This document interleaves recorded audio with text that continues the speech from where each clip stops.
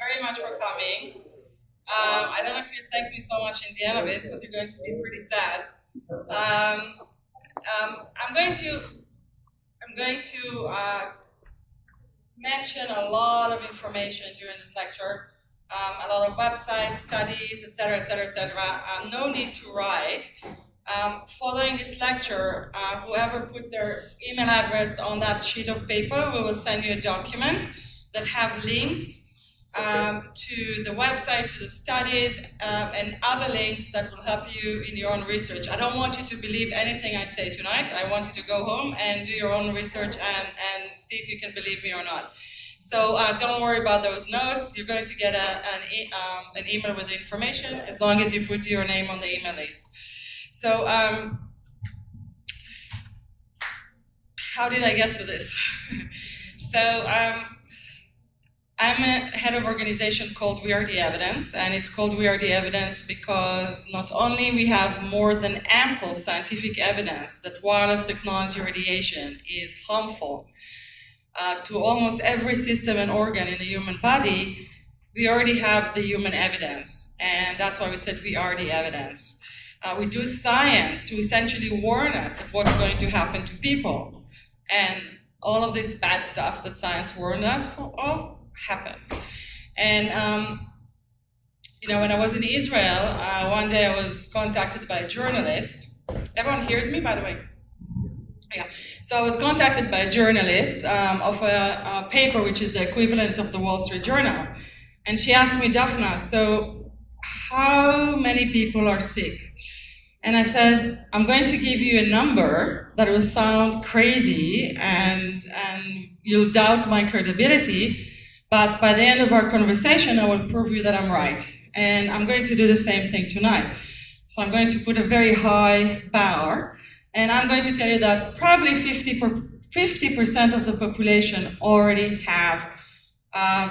suffering from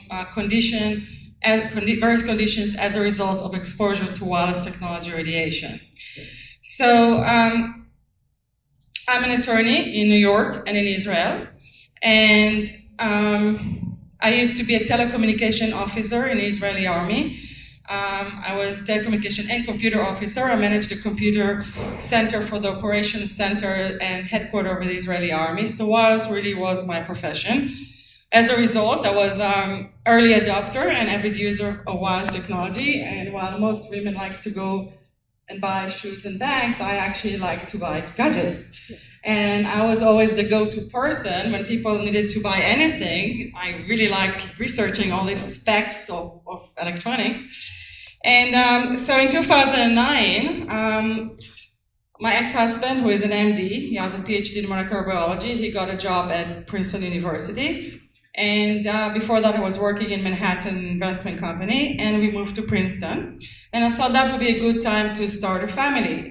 And I decided that I want to work for myself because I don't want to be slave of any employer and raise my children the way I want to. And so I decided to start my own law practice, and I had to buy a new laptop.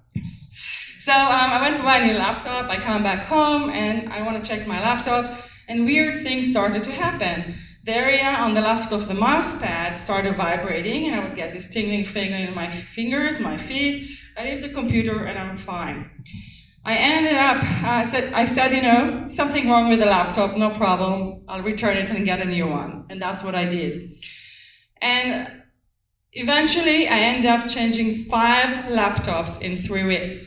And with every laptop, I was getting more and more symptoms. I couldn't breathe. I felt like heat in my face. I would get an immediate headache. My heart was jumping, nausea. Really weird things started to happen. And with my 3rd laptop, I remember that incident. My ex-husband was talking to me, and I couldn't understand what he was saying. There was like a cognitive block in my brain. And the first search I did was heart jumping when using a laptop. I was 36, I was pretty fit at the time, and why would my heart jump? And I went online and I got to a Dell website, and I saw dozens and dozens of people complaining about the same things. And I remember this woman who was writing that her fetus was kicking every time she was using her laptop. So suddenly, I also could not use my cell phone. Every time I use my cell phone, I feel very, very sharp pain inside my brain. And in the beginning, I thought, oh, I wanted to believe that this is going to go away somehow, but it didn't. And within 6 months, I could not tolerate anything with wireless radiation. I could not be anywhere with wireless radiation, which means everywhere. And I started living in my car, desperately trying to find places that I can sleep without radiation. And sleep is a generous word. I don't think I slept for a year. I lived in my car for a year. And I can assure you, sleeping in my car was never on my life plan. And eventually, I decided that I must remove myself completely from the world, from the wireless environment, because if you have a wound and you keep on scratching it, it's not going to heal. And so if I want to get better, I have to be in a place without radiation. I moved upstate New York to the Catskills, which is a natural reserve in upstate New York. I rented a very isolated cabin in the middle of the woods. No neighbors, cell towers 7 miles away, more bears than men. And I spent there 4 years, and that really saved my life. And when something you used to love so much can destroy your life to such an extent, you want to understand how come you never heard anything about it. And so I started digging in and trying to understand that and learn the evidence. And what I found out was really mind-blowing. And I was in Michigan a week ago, and in one of my meetings I met with a CEO of a school, of a private Catholic school, and the meeting was supposed to take 1 hour, and it lasted 3 hours, because after 1 hour of the presentation, he really could not get up. And he actually looked at those mothers who brought me and said, I apologize for harming your children. And in the end of the meeting, he told me, this is really mind-blowing. And as I said, it is.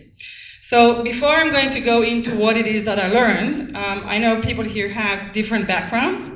So I want you to be able to understand everything I'm saying beyond my accent. And so I'm going to go into a few concepts that has to do with this technology and radiation. And I know words like electricity, frequencies, etc. can be very scary. I promise you that by the end of my explanation, everyone here will understand.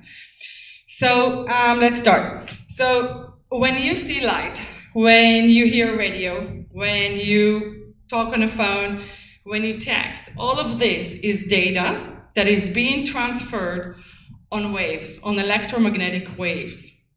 And another word for waves is frequency, okay? And the difference between all of those waves, the wave of the light and the wave of the cell phone, is how many oscillations per second that wave has. So a wave, or a frequency, of 1 hertz, and hertz is the unit we use to measure how many oscillations per second that wave or that frequency has, means a frequency that has 1 oscillations per second. A frequency of 60 hertz, which is the frequency we use for our house electricity, means that we have a wave or a frequency of 60 oscillations per second. Now, Wi-Fi uses a frequency of 2.45 gigahertz.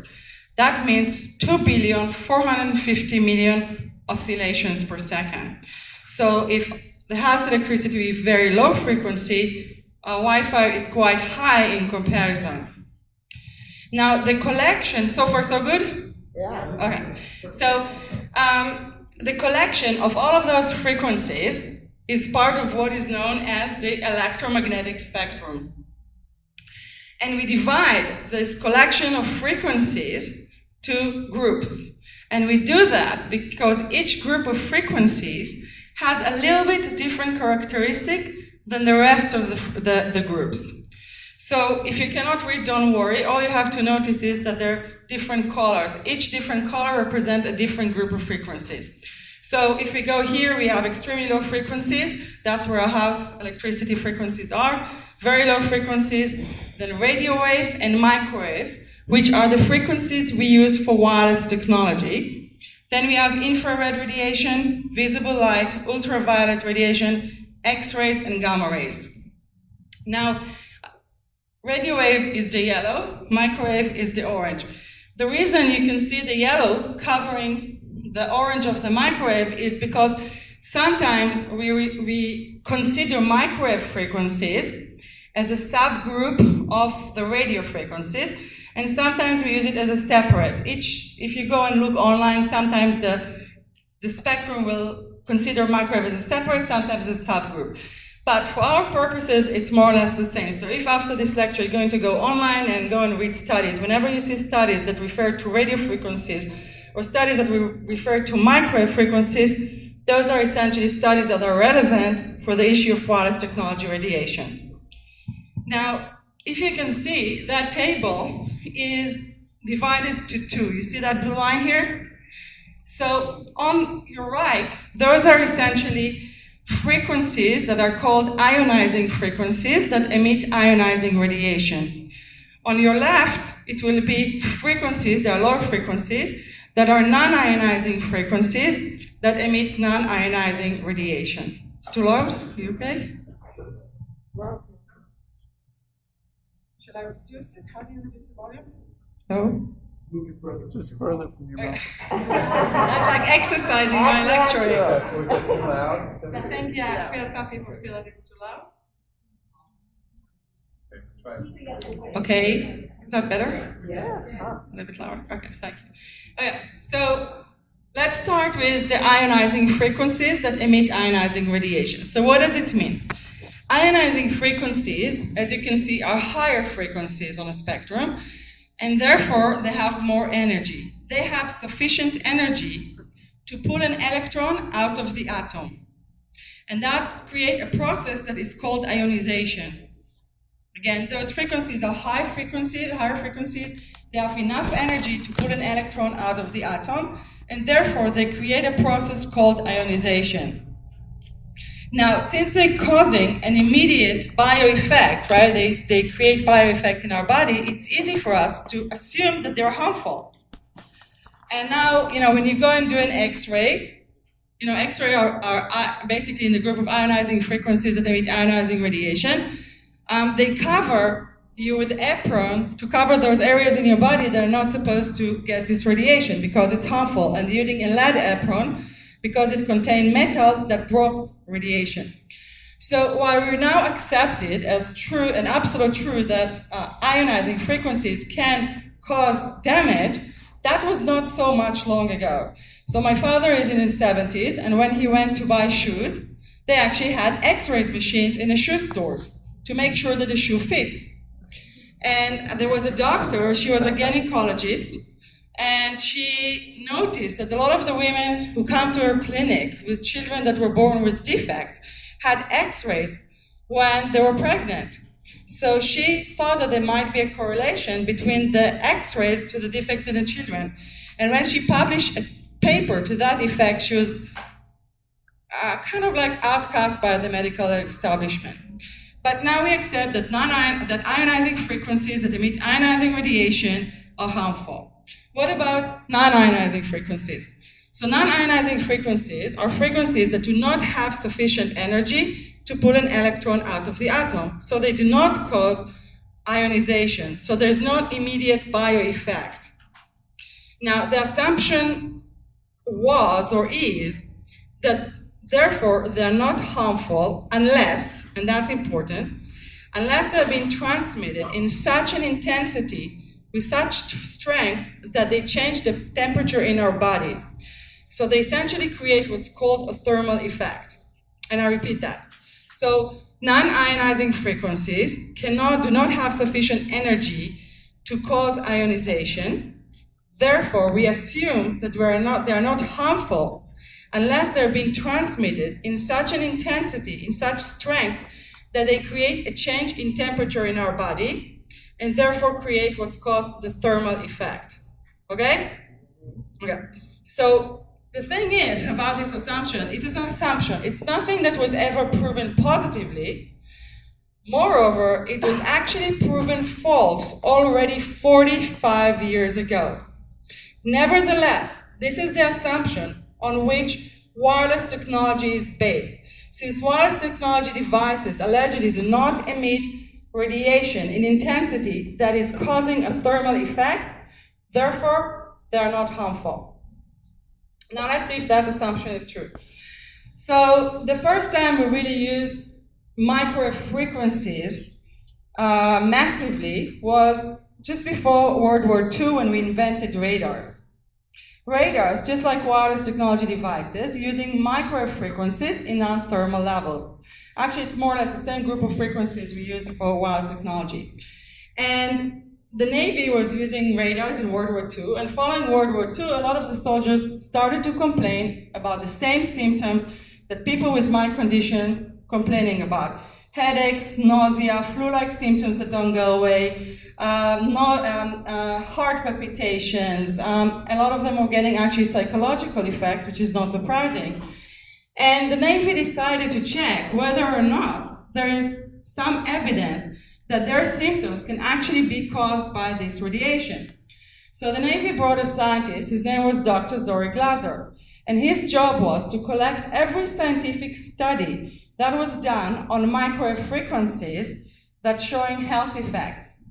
Now, it took him a long time. It took him 10 years. You can assume there was no internet. At the time, we were at the time of the Cold War with Russia, and actually they were doing quite well and doing a lot of science because their soldiers also complained about the same thing, and he had to translate a lot of the studies. And so 10 years later, he published a report, and this is the report. I actually have an image here.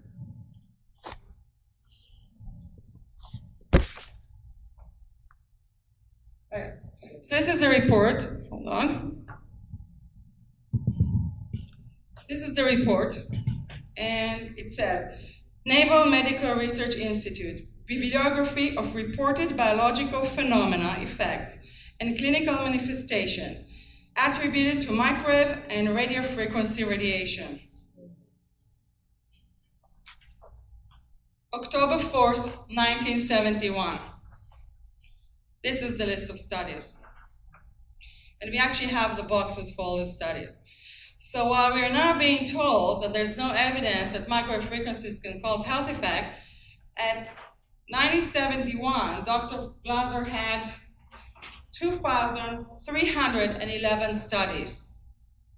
Now, in this report, there are actually 5 pages in which he summarizes all the effects that that his studies found. And I'm going to read you a few of them. Let me get them out.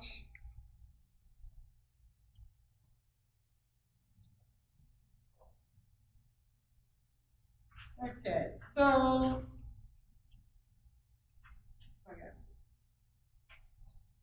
central nervous system effects, autonomic nervous system effect, peripheral nervous system effects, psychological disorders such as depression, impotence, anxiety, dizziness, sleeplessness, insomnia, behavioral changes, blood disorders, vascular disorders, metabolic disorders, gastrointestinal disorders, endocrine gland changes, etc., etc., etc. And that is 1971. So already 1971, we have human evidence of the soldiers getting sick, and we have scientific evidence showing that these symptoms can be caused by exposure to microwave radiation. Now, Dr. Glaser updated his report in 1976, and it included 3,700 studies.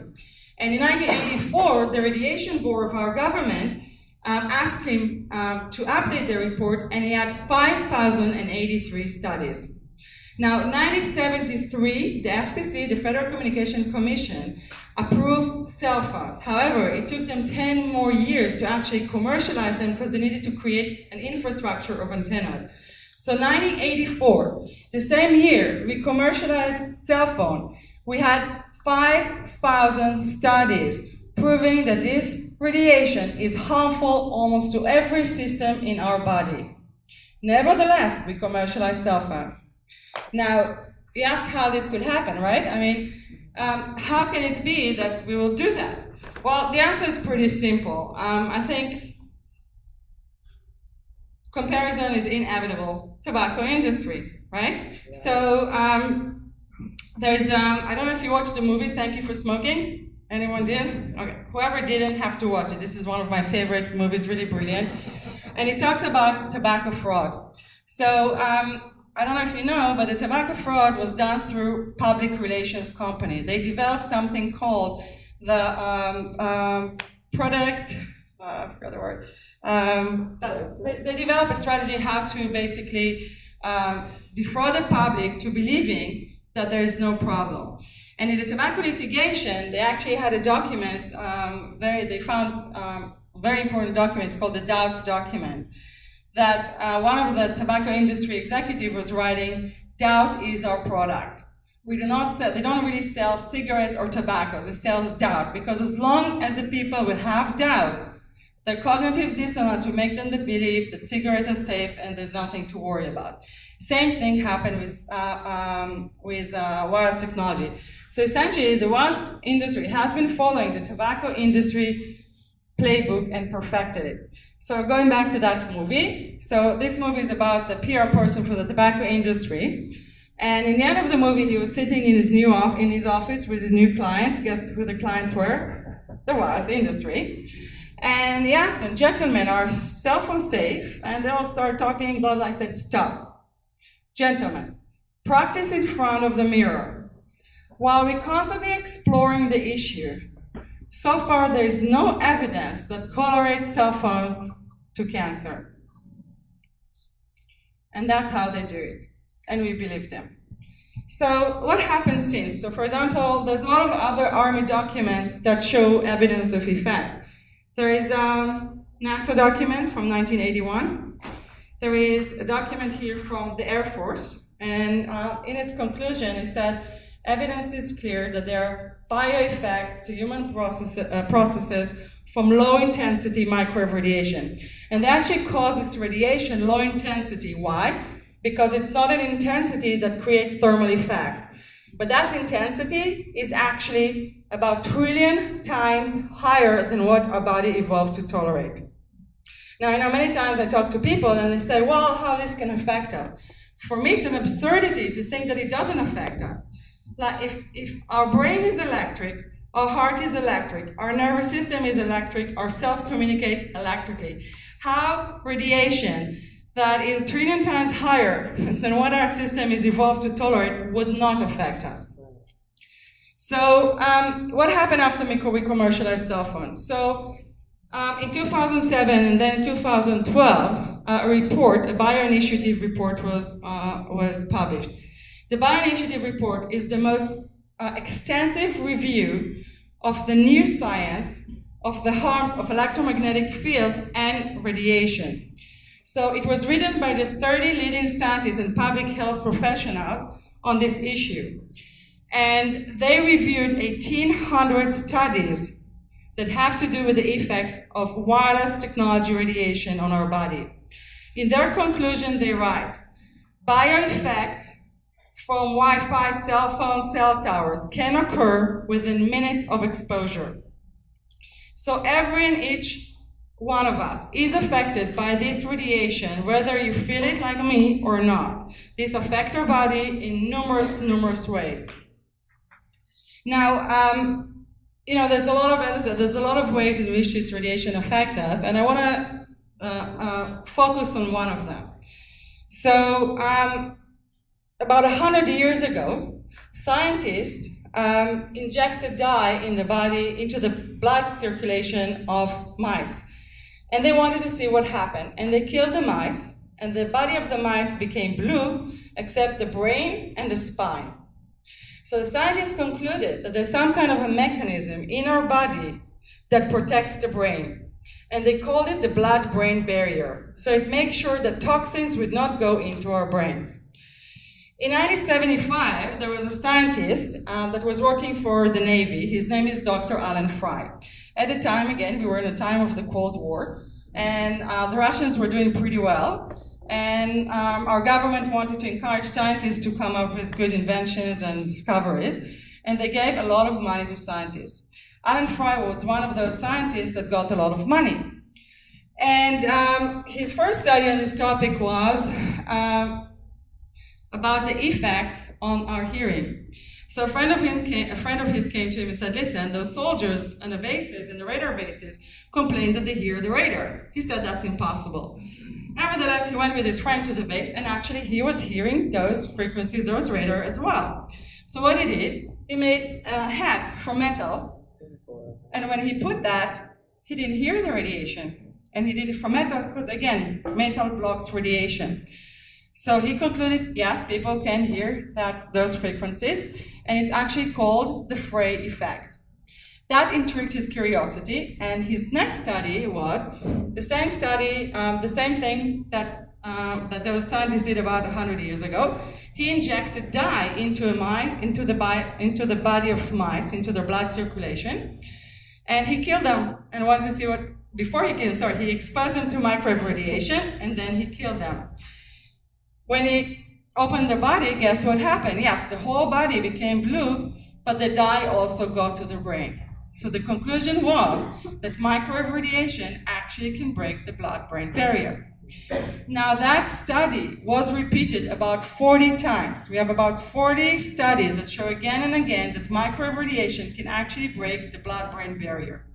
Now, not only we have those studies, this was actually used. We used microwave radiation to break the blood-brain barrier. So there's a neurosurgeon in Sweden. His name is Dr. Leigh Salford. And when he treats people with brain tumors. Now, after you remove the tumor, many times the patients are getting chemotherapy. Now, chemotherapy would not get to their brain because of the blood-brain barrier. So if you want to treat them with chemotherapy, you have to break the blood-brain barrier to get this chemotherapy to the brain. It's not good, but it's the lesser of evils.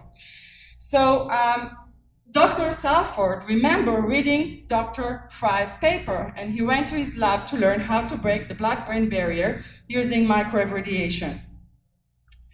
And he went back to his clinic in Sweden and actually started using non-thermal level of microwave radiation, just like radiation emitted from our wireless devices, to break the blood-brain barrier of his patients to get chemotherapy to the brain.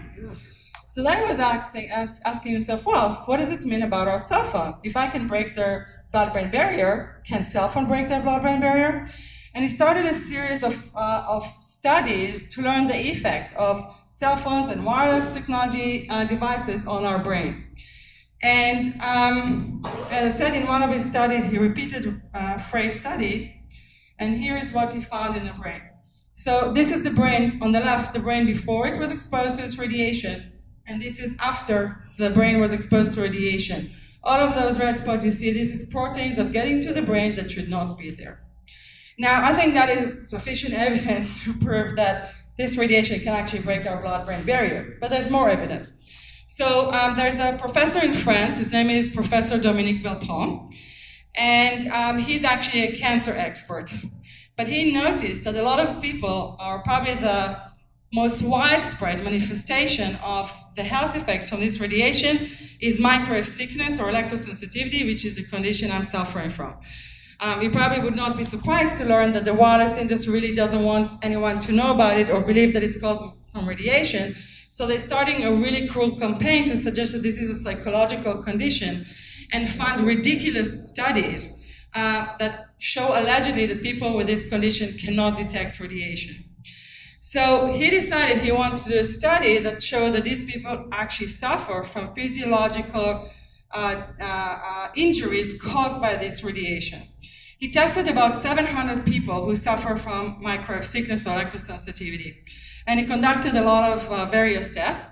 And when they had a finding, one of the things he found that about 30% of them had a broken blood-brain barrier. So I think that is an example of evidence which is quite conclusive as to the harms. Now, another thing that the industry likes to say is that there is no mechanism by which this radiation can harm us, except thermal effects. And another thing that they like to say is that the overwhelming majority of studies show that there's no effect. So number one, it doesn't matter what the majority of studies show. The majority of studies does not really exist in science. And sometimes all you need is one study that can disprove all of this. So while our government did not fund studies, and I'll talk about it a little bit later, there are two studies that it did fund. One of them is a study that was done by the NIH, by the National Institute of Health. That was done by Dr. Nora Volko, who is the head of the addiction department. And I think she got funding just because they thought she's doing a study on addictions, not on the effects of microradiation.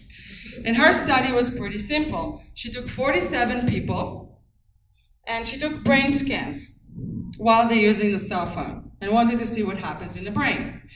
Now, industry, no matter what study you're going to do, they're going to find something not okay with that study or find study that will show that it's not true, but they'll manipulate the study. And so, this is not an animal study, so they cannot say, oh, it's an animal study, it may not apply to humans. This is also brain scans, so the evidence is pretty clear. So she put those 47 people under a brain scan, and while they're using the cell phone, and this is what happened.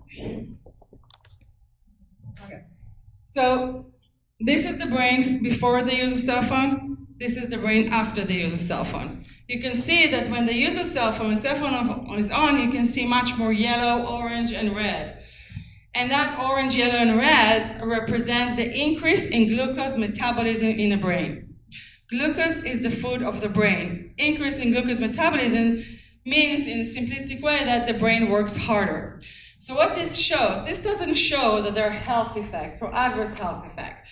This shows that we have bioeffect, that there's clearly effect on the brain. So currently, our alleged safety guidelines claim that there are no bioeffect, but that is a proof of bioeffects. And those of us who are following the litigation, they know that until now, the industry was saying, well, there are no evidence of bioeffects. Now they're saying that there's no evidence of health effects. So, as I said, sometimes all you have to have is one study that is proof everything, 10,000 studies. But the reality is that actually the majority of studies do show effect. Now, I'm sure the industry did not count all the studies, and me neither, but some scientists did count various areas of studies on this technology, and all of those counting show that actually the majority of the studies show effect. One such area is the area of oxidative stress. Oxidative stress is a mechanism that can lead to cancer, non-cancer, and DNA damage. So while the industry said that the overwhelming majority of studies show no effect and there is no mechanism by which this radiation can harm us, in terms of oxidative stress, there are about 200 studies that were done whether or not this radiation can cause oxidative stress. 180 of them show, yes, this radiation causes oxidative stress. That's 90% of the studies. And it's a mechanism, proven mechanism. It's not the only mechanism. There are other mechanisms, and actually in the state of Oregon, there is a very known scientist on this issue. His name is Dr. Martin Powell, and he suggested another mechanism, the VGCC mechanism. So there are likely many other mechanisms because this radiation affects numerous systems in our body. Now, I mentioned before that our government did not fund any studies. So what happened with the government? So unfortunately, our government is just as much part of this fraud as the wireless industry. And in 1971, the government started the EPA. And the EPA was entrusted with regulating the radiation levels in our environment. In 1971, they opened a lab to learn the effects of microwave radiation. And that lab worked from 1971 to 1986. And the studies I know of that came out of that lab show that this radiation, so microwave radiation in non-thermal levels, actually have profound effects on our body. In 1986, one day, they got an order, closed the lab, you cannot study any more microwave radiation. Now, in 1984, we commercialized cell phone. In 1986, the EPA get an order to stop learning this topic. Do you think it's accidental? I doubt it.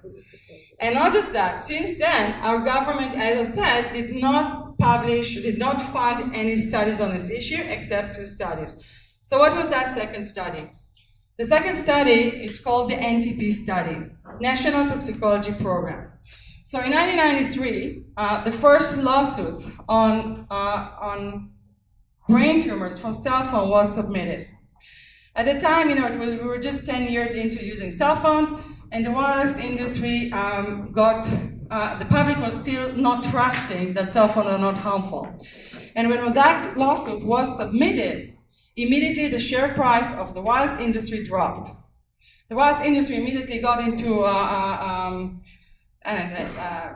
alarm and decided to come up with a statement that they're now going to put $25 million to learn the effects of this radiation. Now, you're probably not going to be surprised that the person that they chose to head that worked before that for the tobacco industry and the chemical industry to show that dioxins do not cause any effect. So nothing really came out of that study, of that series of studies or whatever. We never saw the studies. So eventually, in 1999, the government decided, you know what, the FDA announced, we will conduct a study that will give us final answer as to whether or not this radiation and cell phones and wireless radiations are harmful. So they gave $25 million to the National Toxicology Program, which is part of the NIEHS, which is National Institute of Environmental Health Studies. They were supposed to give us that final answer. They were supposed to design that study that would be bulletproof, that we would not be able to doubt the results. So they worked on that study for 14 years. They made sure everything is perfect. They built these huge chambers. And 14 years later, they had the results, but we didn't hear about it until 2016, when someone on our side, his name is Dr. Louis Lassin, and he's from, his website is microwavenews.com, and he's been following this issue for 35 years. What was that website? Microwave News. And he has a PhD from the MIT in, if I'm not mistaken, in public science, environmental health sciences, I think.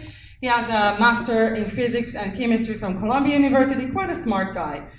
And so he submitted a Freedom of Information Act request because he's following this for a while. I know that study started sometime in 1999. And yes, they had the results. So he wrote an article, and in the article he interviewed Dr. Ron Melnick, who used to head the NTP project until he retired.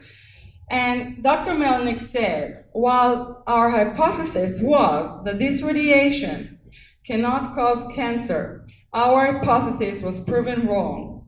We definitely found carcinogenic effects.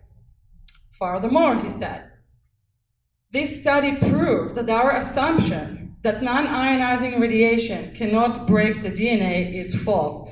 We definitely showed DNA damage.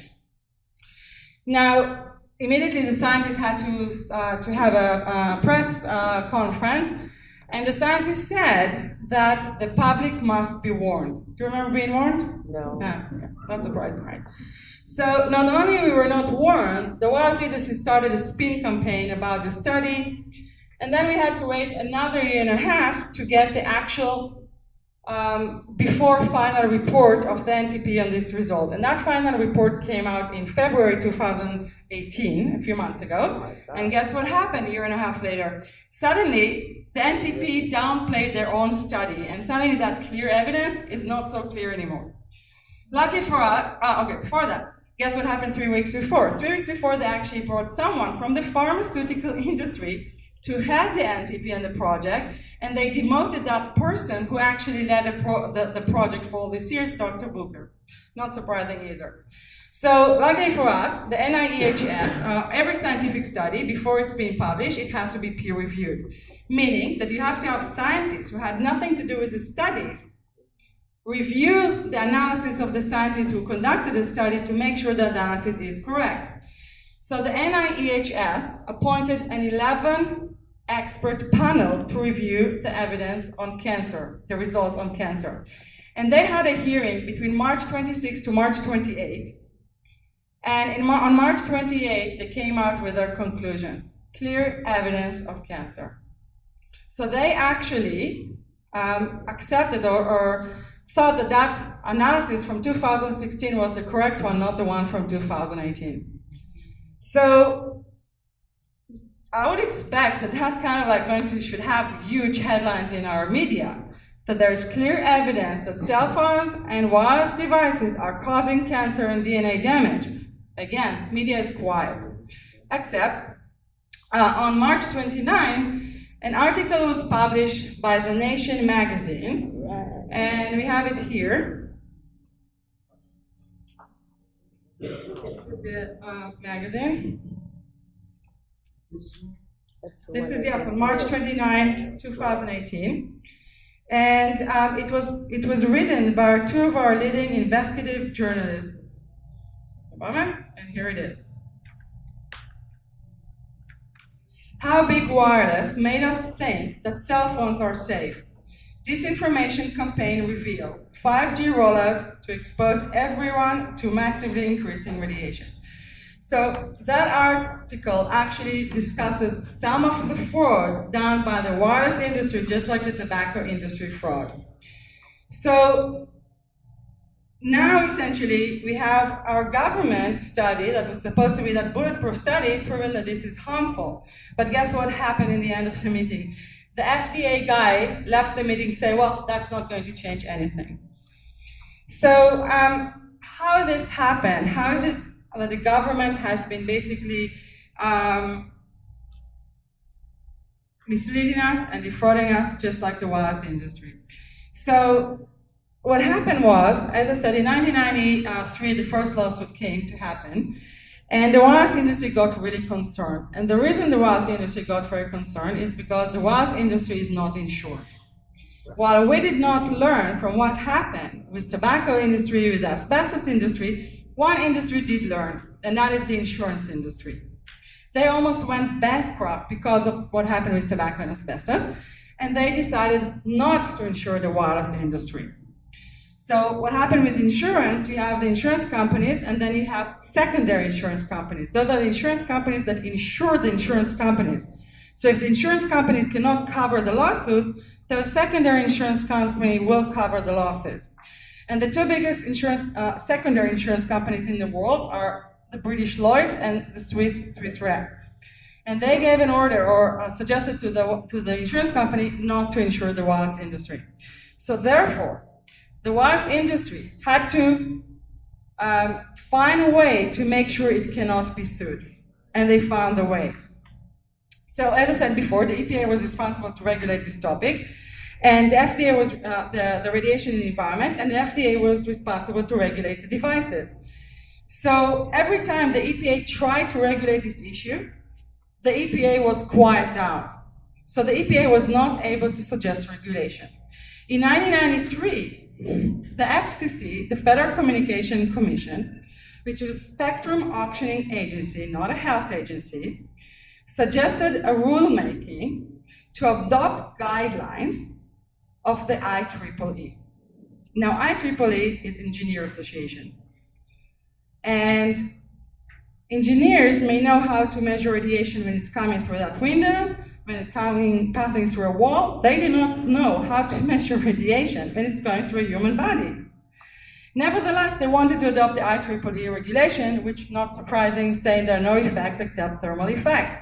What regulation? Sorry, Sorry? What regulation? The safety regulations on the effects of microwave radiation. So they suggested to adopt the IEEE, the Engineer Association regulations, and all our health agencies objected to this regulation. The health agency wrote letters to the FCC saying, how come you're adopting regulations when no biomedical person was sitting on the panel that examined the science? How come you're adopting these regulations when actually there are a lot of science proving that there are non-thermal effects, that there are long-term effects from exposure to non-thermal levels of this radiation? But the FCC ignored that. But it still did not have the power to regulate. So what the wireless industry did, the wireless industry lobbied to transfer the power to regulate the health effect, the safety guidelines for the health effects of microwave radiation to the FCC, to a spectrum auctioning agency that still does not have even one health person on its staff. So in 1996, our Congress passed Section 704 of the Telecommunication Act that gave the power to regulate this issue to the FCC. So what FCC did? Yes, they did adopt the IEEE guidelines that said that there's no evidence of non-thermal effects. Although, as we said before, there are thousands and thousands and thousands of studies proving conclusively that they are effects. Now, since 1996, the FCC did not review its guidelines. They're still the same guidelines. In 2012, the GEO, the General Accountability Office of our Congress, actually gave order to the FCC to review those guidelines. So in 2013, they opened a docket. There were over 900 comments by doctors, scientists, and people who got sick, saying that those guidelines are insufficient. We are now in 2018. The FCC still did not conclude its investigation, and we have still those irrelevant guidelines, even now with the NTP study. Now, so why is it that the industry wanted that the FCC would regulate this issue? Because essentially, the wireless industry is controlling the FCC. There is a 2015 report by Harvard University Law School, their ethics center, called Captured Agency, how the wireless industry is being controlled by the same industries it's supposed to regulate. Examples? Tom Wheeler, the previous chairman of the FCC, was the head of the CTIA, the Wireless Industry Lobby Association, for 14 years. He's the guy who announced $25 million going to go into research. And we would not be surprised to know that he was actually the one appointed by the Obama administration, although Obama, I don't know if you remember, said there won't be any lobbyists in my administration. So we took the biggest lobbyist for the wireless industry and made him the head of the FCC. Now, Tom Wheeler also raised $700,000 for Obama. The current head of the FCC, that is Ajit Pai. Ajit Pai is a Verizon attorney. And now the Republican administration had to appoint a commissioner. We have, in the FCC, you have a chairman and 5 commissioners. So the Republican administration had to appoint another commissioner. And that's a really nice one. His name is Brendan Carr. Now, if you go to the FCC website and read about Brendan Carr, you think that he's the perfect public servant. And, but he gave a testimony to the Senate, and he said, my spark for public service started when I was clerking for an appellate court judge. And then in his bio, he writes that he actually had a First Amendment right experience when it's come to telecommunications. So that sounds like the perfect person who's going to protect our constitutional rights. Well, not exactly. So the experience that Brendan Carr has from First Amendment rights in regard to telecommunication is, well, in 2012, the city of San Francisco passed an ordinance. They actually wanted to warn the residents from potential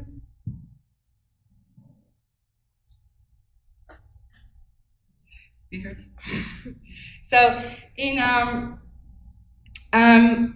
2012, the city of San Francisco passed an ordinance that wanted to warn the residents of San Francisco from potential effects of cell phones. They wanted to put a warning in the point of sale everywhere they're selling cell phones. And guess what happened? The wireless industry, the CTIA, sued the city of San Francisco.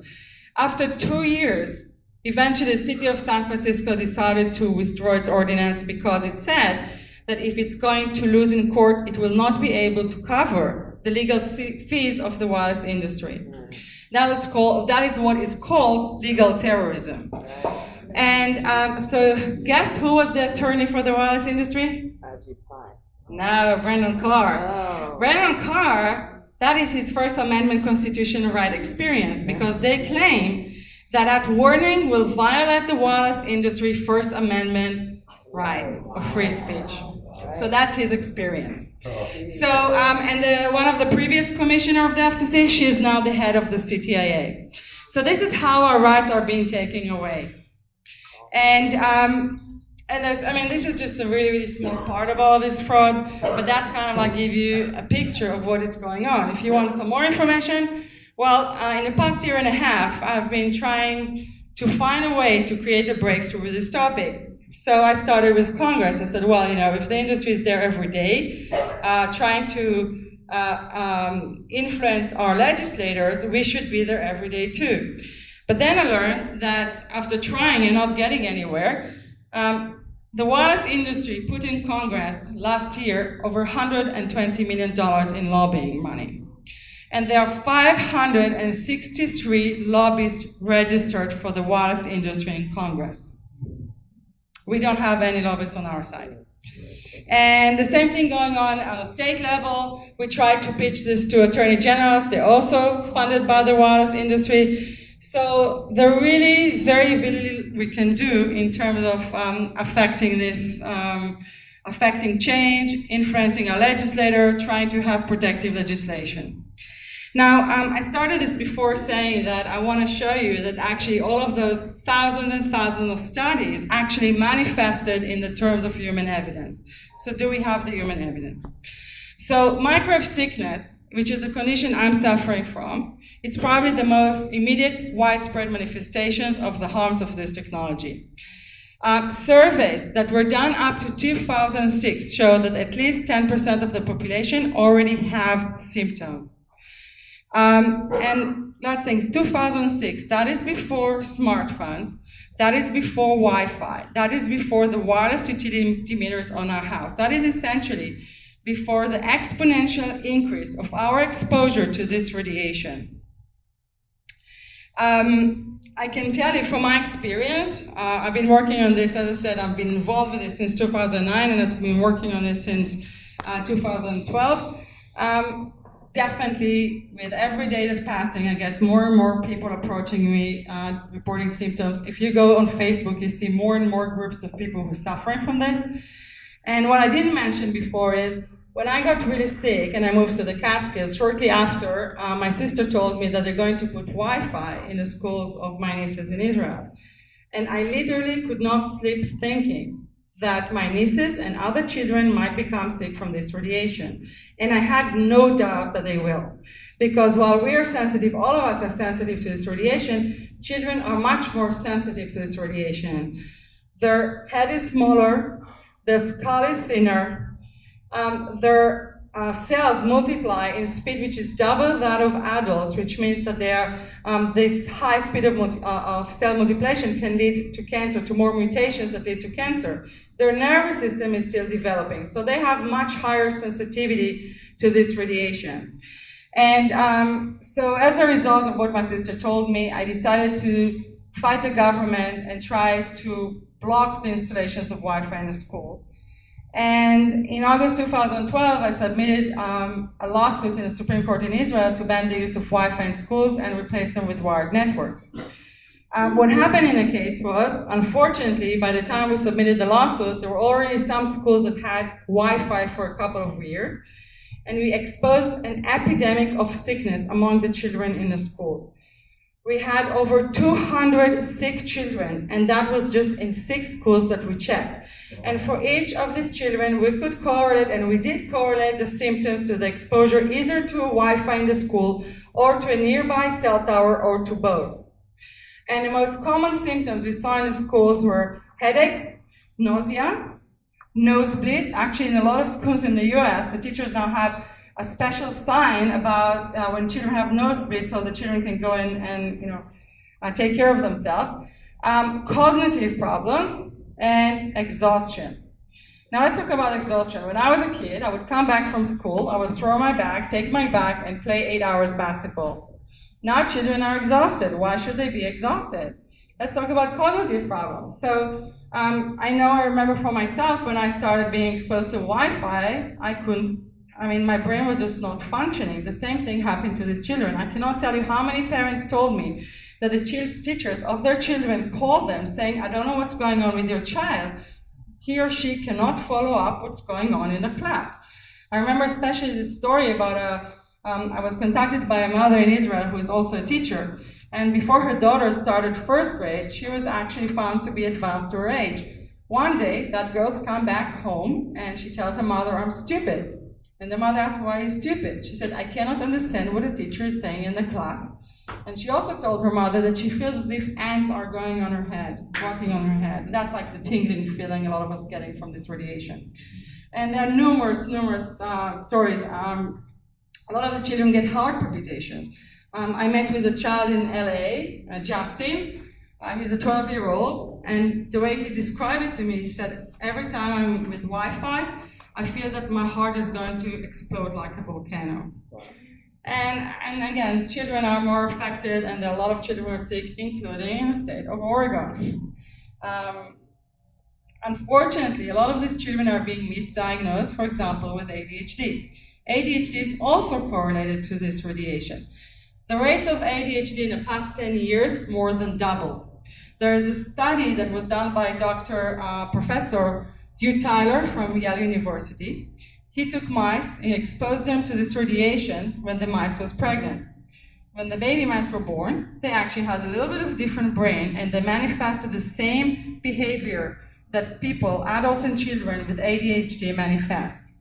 Recently, a paper came out, which is a summary of 5 studies showing that women that were exposed to more radiation while pregnant had higher rates of children with behavioral and attention problems.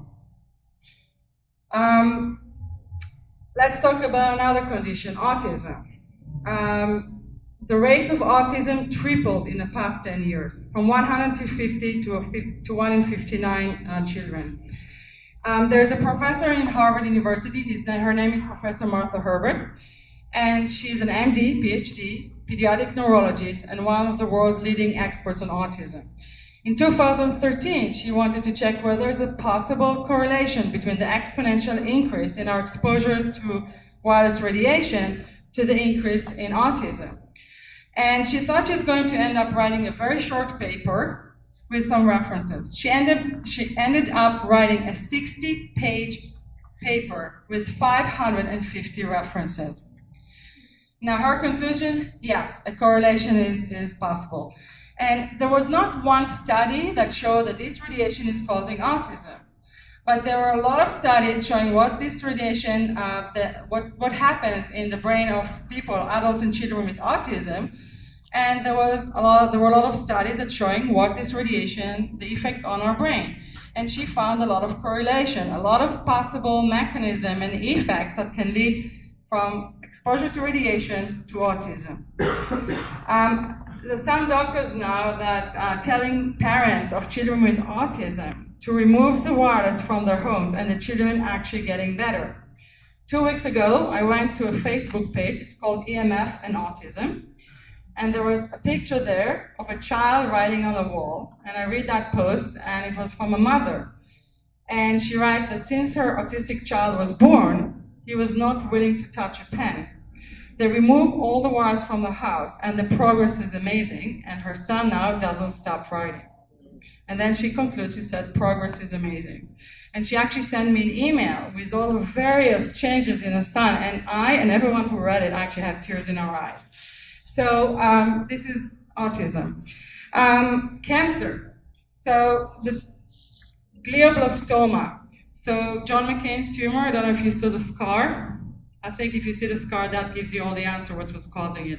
That is a cancer that is 100% associated with cell phone use. And actually, there are courts that already found that it's caused by cell phone use.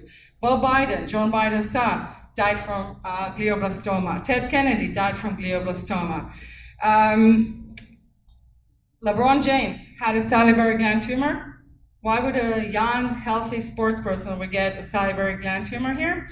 And it was removed, and you never heard about it because immediately after, the wireless industry, actually Samsung, paid him many $1 million to become their spokesperson.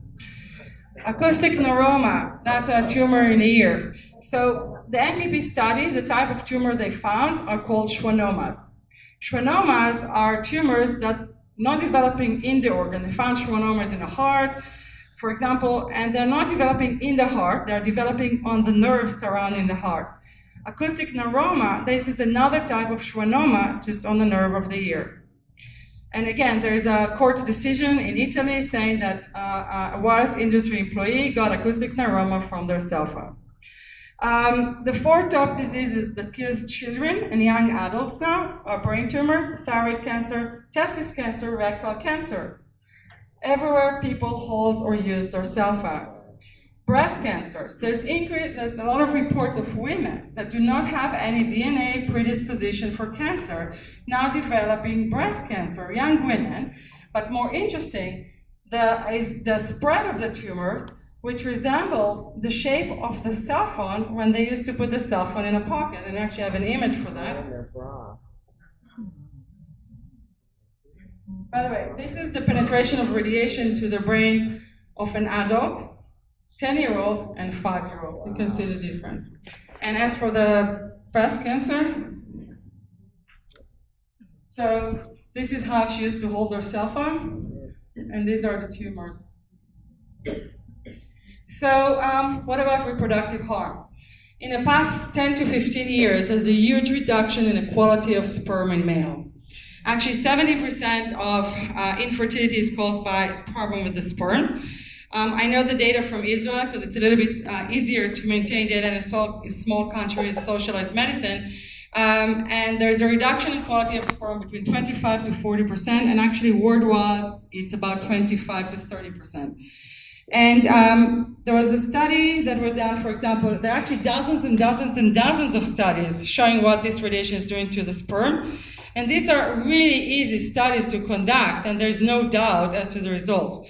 So such a study was done in Israel. It was done in a Technion, which is the equivalent of the MIT, no offense to the MIT. And it was done on 106 men. 50% of them put a cell phone in a pocket, 50% did not put a cell phone in a pocket. Those who did not put the cell phone in a pocket had 11% bad sperm. That is normal. Those who did put the cell phone in a pocket had 47% bad sperm. That is not normal. Actually, there was an interview with a head of the sperm bank in Israel, and she said that 10 years ago, 1 in 10 men qualified to donate their sperm. Now it's 1 in 100. And now what happens? Let's say you remove the cell phone from your pocket, and you do not use the laptop close to this area. Your sperm will recuperate with a few months. However, the damage to the DNA of the sperm will not recuperate. Now, I mentioned before the NTP study. Now, the results that were found by the NTP study are not new. They found nothing new. More interestingly, they said that there was a DNA damage. Now, it's also the results when it comes to the DNA damage are also not new. Actually, we have about 50 studies that show that this radiation is causing DNA damage. And the first study was published in 1995, and it was done by Professor Henry Lai in Washington University. And he did a very good study, and the NTP study that was done now confirmed his finding. But you know what happened when Dr. Lai did his study? Motorola, we have a memo from Motorola writing that they have to warn game Henry Lai's study. And Henry Lai actually was warn game. He never could get more money to do more studies on microwave sickness. So there's also, as I said, evidence of DNA damage. That may explain why right now 50% of our children, according to the CDC, suffering from chronic conditions. So sick has become normal. So I think that between microwave sickness, cancers, ADHD, reproductive harm, autism, I think we're somewhere close to that 50% bar I put in the beginning. And even if it's not there, we're definitely getting there quickly. And I think there's enough evidence that this radiation is harmful. And the evidence is here, scientific and human, and evidence of fraud. Now, while all of this is pretty bad, I think you agree, it's going to get worse now. And I don't know how many of you heard about the 5G, but that the Nation magazine, as I said, mentions the 5G. So what is 5G? The word G stands for generation. 1G, 2G, 3G, 4G, all of that was about connecting people. 1G was about talk, 2G was talk and text, 3G was talk and text and a little bit of data, 4G was talk, text, and a lot of data. Now, what happens is the wireless industry got to saturation in terms of its ability to make profit, because almost everyone has a cell phone. So they needed to find new ways to make profit, and that is 5G. 5G, a whole different concept. 5G is not about connecting people.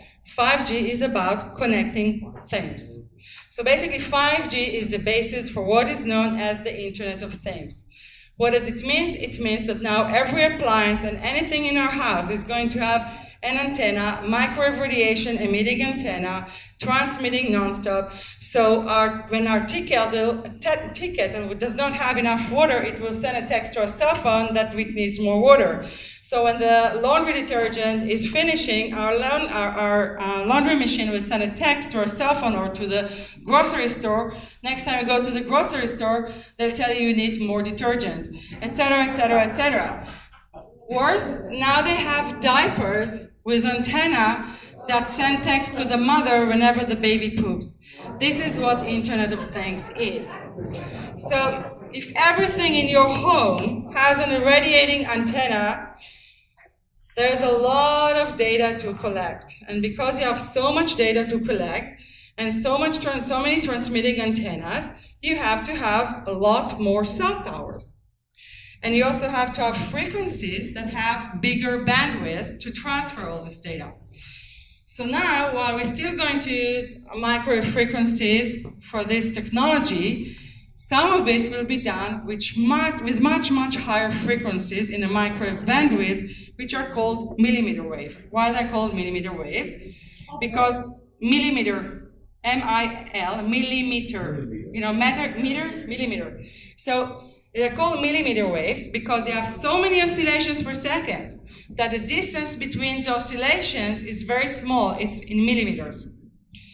Now, we already have dozens and dozens of studies on millimeter waves showing that they are harmful. There's actually one such study from Israel, and it showed that when these frequencies interact with our sweat nodes, they make the whole body into a big antenna. And I suggested after this talk, you go online and you're going to Google active denial system. This is a system developed by the US Defense Forces, and you can go online to their website. And you see that they're using 95 gigahertz, which is the same group of frequency we're going to use for 5G. They're using that frequencies to send a signal to deal with people. So essentially, when they emit this frequency, when it touches people's body, they feel like it's on fire and they have to run away. Now, the intensity they're using is thermal levels. But what if that antenna is going to put outside of your house on the electric pole in the same height of your second room bedroom, directly radiating into your children's bedroom? Maybe it's not thermal levels, but do you think there won't be any effects long term? But that's what they're doing now. Because they need a lot of antennas to support all of those smart devices, essentially 5G is about putting antenna almost on every electric pole, every light fixture on our streets, and they already started doing it.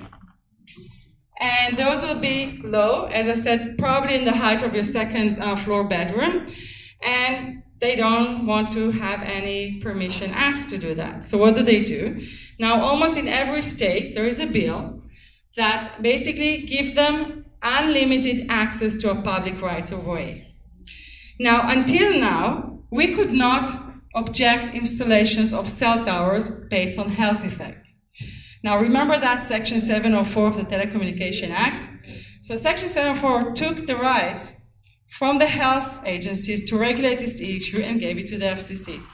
Another thing that Section 704 did was to basically ban states from regulating health effects when it comes to the locations of cell towers and ban you from mentioning the issue of health and environmental issues in the discussions of the locations of cell towers. So what does it mean in reality? In reality, it means that when they want to put a cell tower in front of your home, and they're going to be a hearing in a city council, and you're going to go to the city council and say, hey, I just heard this lecture that there are 10,000 studies proving that this is harmful. I do not want this antenna in front of my home.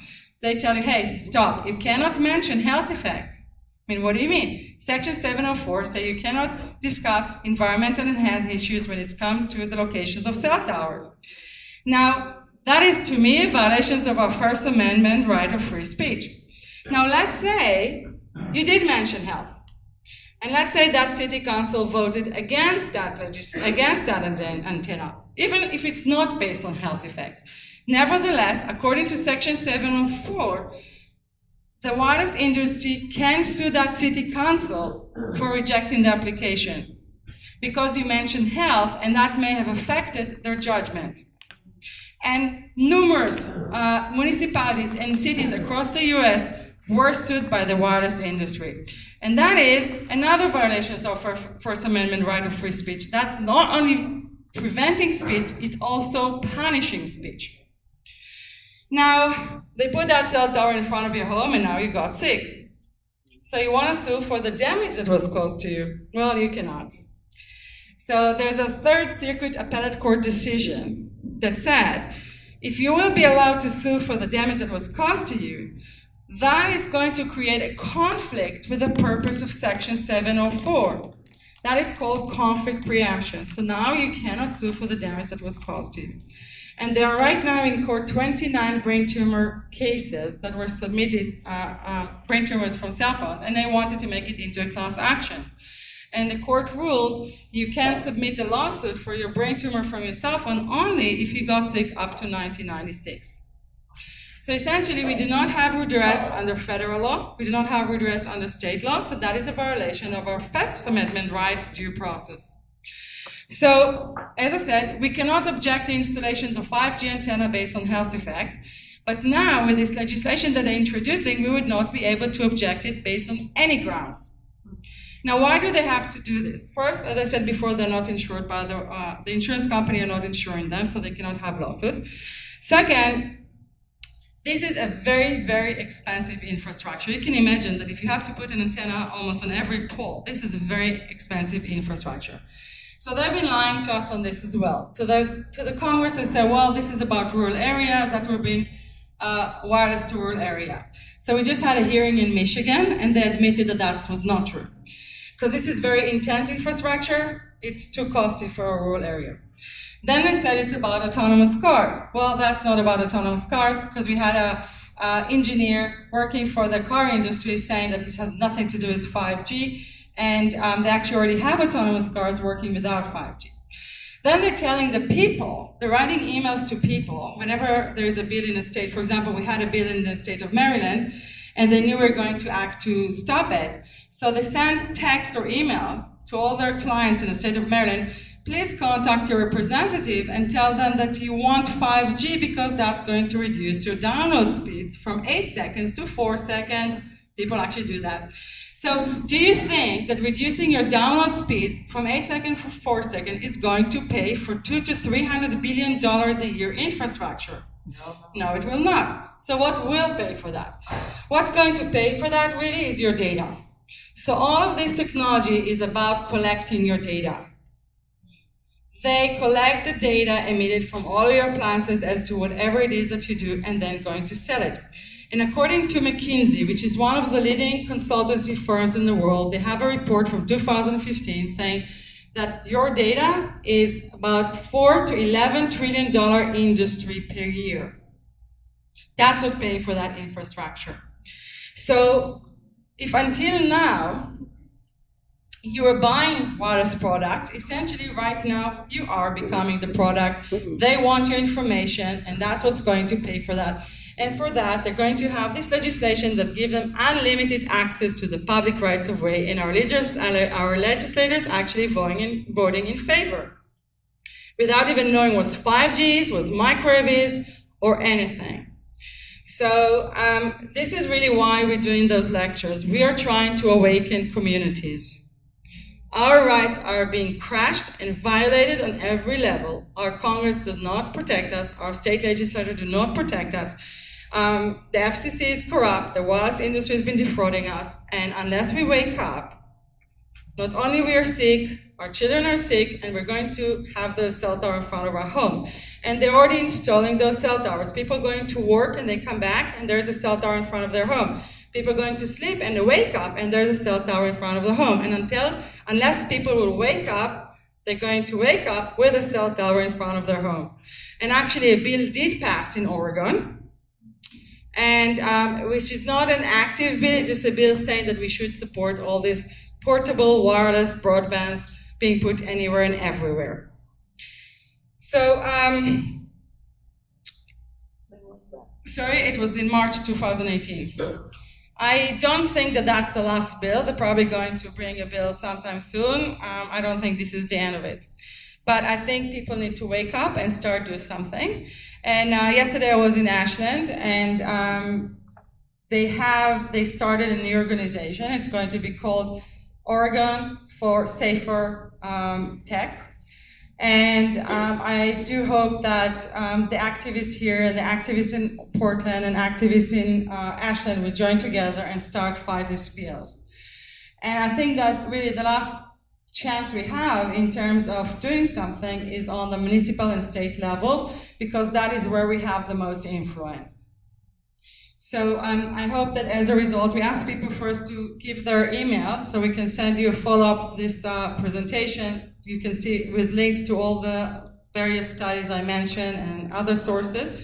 And also we will share this information with the Oregon for Safer Tech, and so they will be contacting you if you want to work with them and help them. And also Families for Safe Meals. Yes, okay, thank you, Kathy.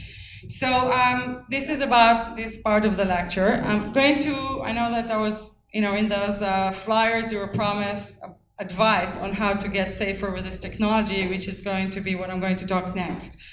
So what can we do? The first thing I recommend people to do is actually to turn off the Wi-Fi in their home. Now, one issue I did not discuss technically is something called modulation. So modulation seems to be a very active part of the creations of health effect of this technology. So what is modulation? Modulation is if you want to move houses and you get a pickup truck, your pickup truck carry your stuff from point A to point B. Then there are different ways in which you can arrange the boxes in the back of your pickup truck, right? That would be the same as modulation. You can modulate the boxes in different ways. Same thing with wireless technology. You have the carrier wave. That's the wave that carries your talk or your text or your movie from point A to point B. But there are different ways in which you can arrange the actual text or the voice on that carrier wave, and that will be called the modulation. Studies that were done, first of all, that study from 1975 by Alan Fry showing that this radiation can break the blood-brain barrier, also showed that most of the health effects are happening because of the modulation, not because of the carrier wave. The EPA studies from 1971 to 1986 show the same thing. Now, the wireless industry also knows that. So what does the wireless industry do? The wireless industry, in the study that it's conducted, is actually removing the modulation. So some of the studies show effects, some of the studies show no effects, but all the studies that were done with the actual modulation of the wireless technology show effect. Now, why am I talking about all of this? Because it seems that the modulation of the Wi-Fi is a little bit more bioactive than the rest of the wireless devices. And I know because I felt it for myself, and I know because a lot of other people feel it, and I know because tests also show it. And one of the things that is a problem with this, with the Wi-Fi is, there's some fluorescent lights. Fluorescent lights have flickering, it's basically flickering light. And anything that is flickering is more difficult for our nervous system. Same going on with Wi-Fi. Wi-Fi uses 2.45 gigahertz as a main frequency, but it also uses a lot of other frequencies. So it's keep on jumping between frequencies, and anything that is like flickering or not constant is more difficult for our nervous system. But there is another explanation to that, and that was given to me by Dr. or Professor von Klitzing in Germany. His brother won the Nobel Prize in Physics. He's a biophysicist, and he tested about 100 people with electrosensitivity. And what he saw was that people were reacting to the Wi-Fi more severely, although the levels of radiation were lower 50 or more times than those emitted by cell phones or cordless phones. So he concluded that there's something in the Wi-Fi modulation that is more difficult for the body to tolerate. His explanation was something called the beacon frequency. The beacon frequency, if you have an airport, it sends a frequency to the planes to come to the airport. Basically, it says, the airport is here, come over here. Same thing happening with the Wi-Fi. So when you open your smartphone or your laptop, it shows you that there are 50 or 20 Wi-Fi networks near you. How does your cell phone know that? Because the router sends a beacon frequency saying, I'm here, do you need me? Most routers, the beacon frequency is 10 hertz. Our alpha brainwaves work on frequencies which are between 8 to 13 hertz.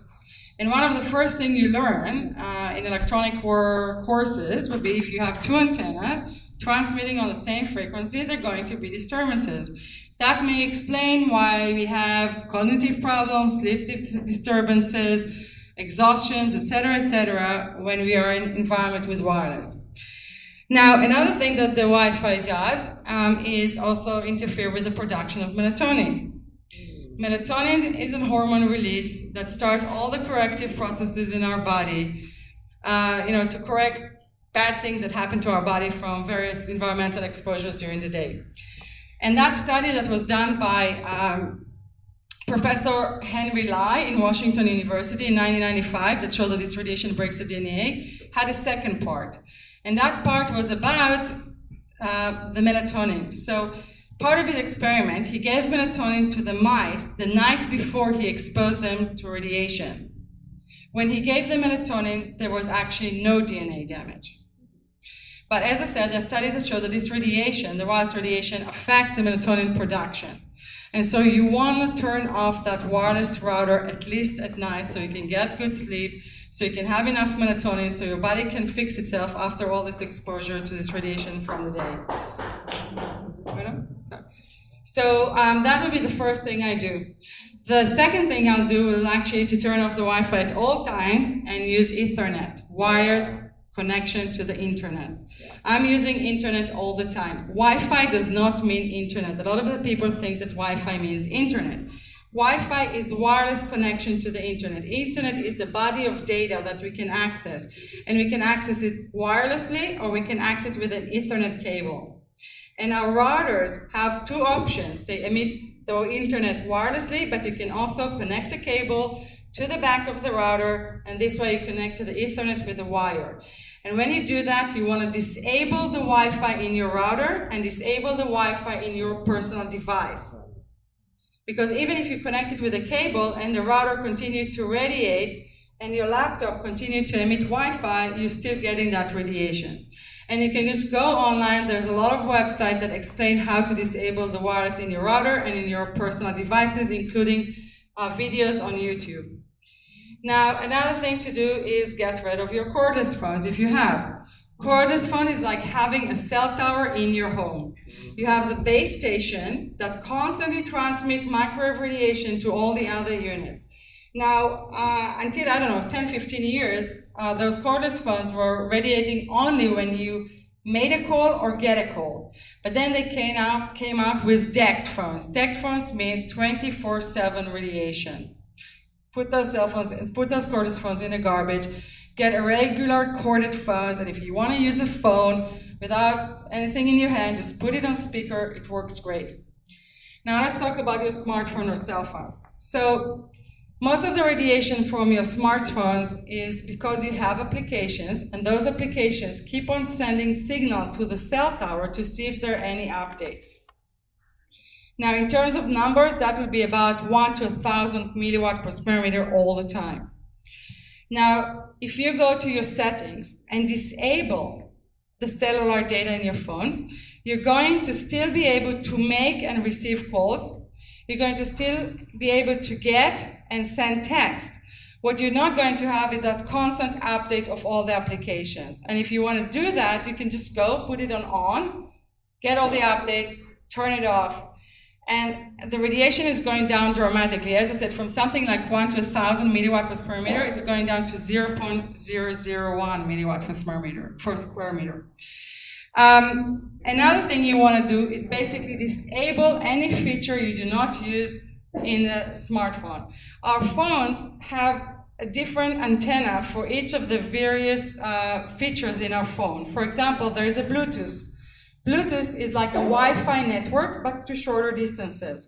So we use Bluetooth, for example, for those earpieces that some of us are wearing. And by the way, those Bluetooth earpiece, garbage too. They tell people that this is going to reduce the radiation, but seriously, people, common sense. How come if you put in your ear a microwave radiating transmitter, that now you have two transmitters? You have your cell phone transmitting, you have your Bluetooth transmitter. How is it that you're going to reduce the radiation? You're actually doubling it. Worse, you actually put it here, in that part that you don't have a skull where the radiation goes directly to your brain. And actually, by the way, when I see people wearing that, I really cannot resist and I have to talk to them. So I go to them and ask them, do you have an extra $700,000? I say, no. I say, well, because that's what your brain tumor is going to cost you. So, Yeah. and by the way, that lack of common sense happened with that as well. So one day I go to a bank in Israel, and I see a guy with that Bluetooth in his ear. I said, that's not a good idea. In Israel, it doesn't cost $700,000. Anyway, so I said, that's not a good idea. And he said, why? I said, well, I explained to him. He said, really interesting, because I just had an operation in my ear because I had this intense pains in my ears. But the interesting thing is the pain didn't stop. Right. It continues, and it happened in that ear that I put the Bluetooth in. I said, okay, duh. So, anyway, it's really funny when you encounter those things on a daily basis. Back to Bluetooth. So basically that is a Bluetooth. So that goes to the garbage. And you can go to your setting and disable the Bluetooth. You can also disable the Wi-Fi. You disable any feature that you do not use, because if you do not disable it, this is another antenna emitting more radiation. Wearable devices. Anyone here has an iWatch or Fitbit? Good. Right. But you know what I would tell you, right? Garbage.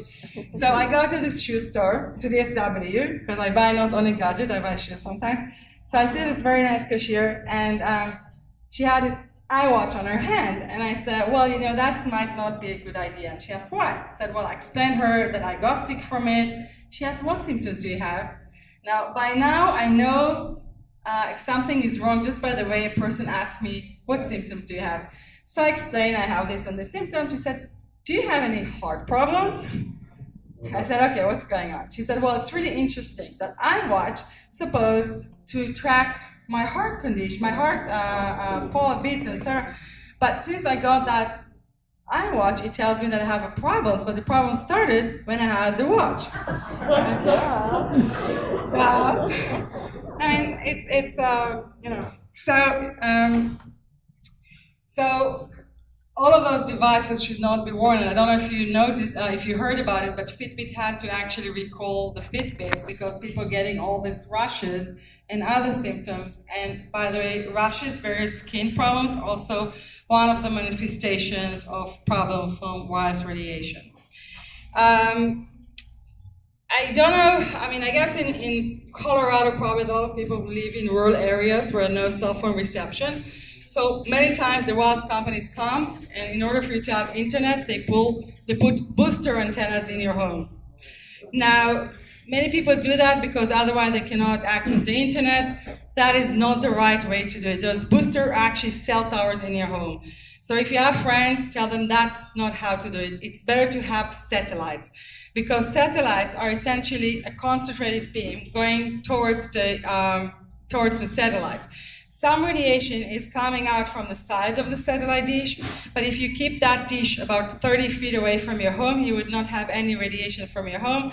You put a cable from that satellite dish to your home, and then the rest is the same. You have a router, and you use wired internet, right?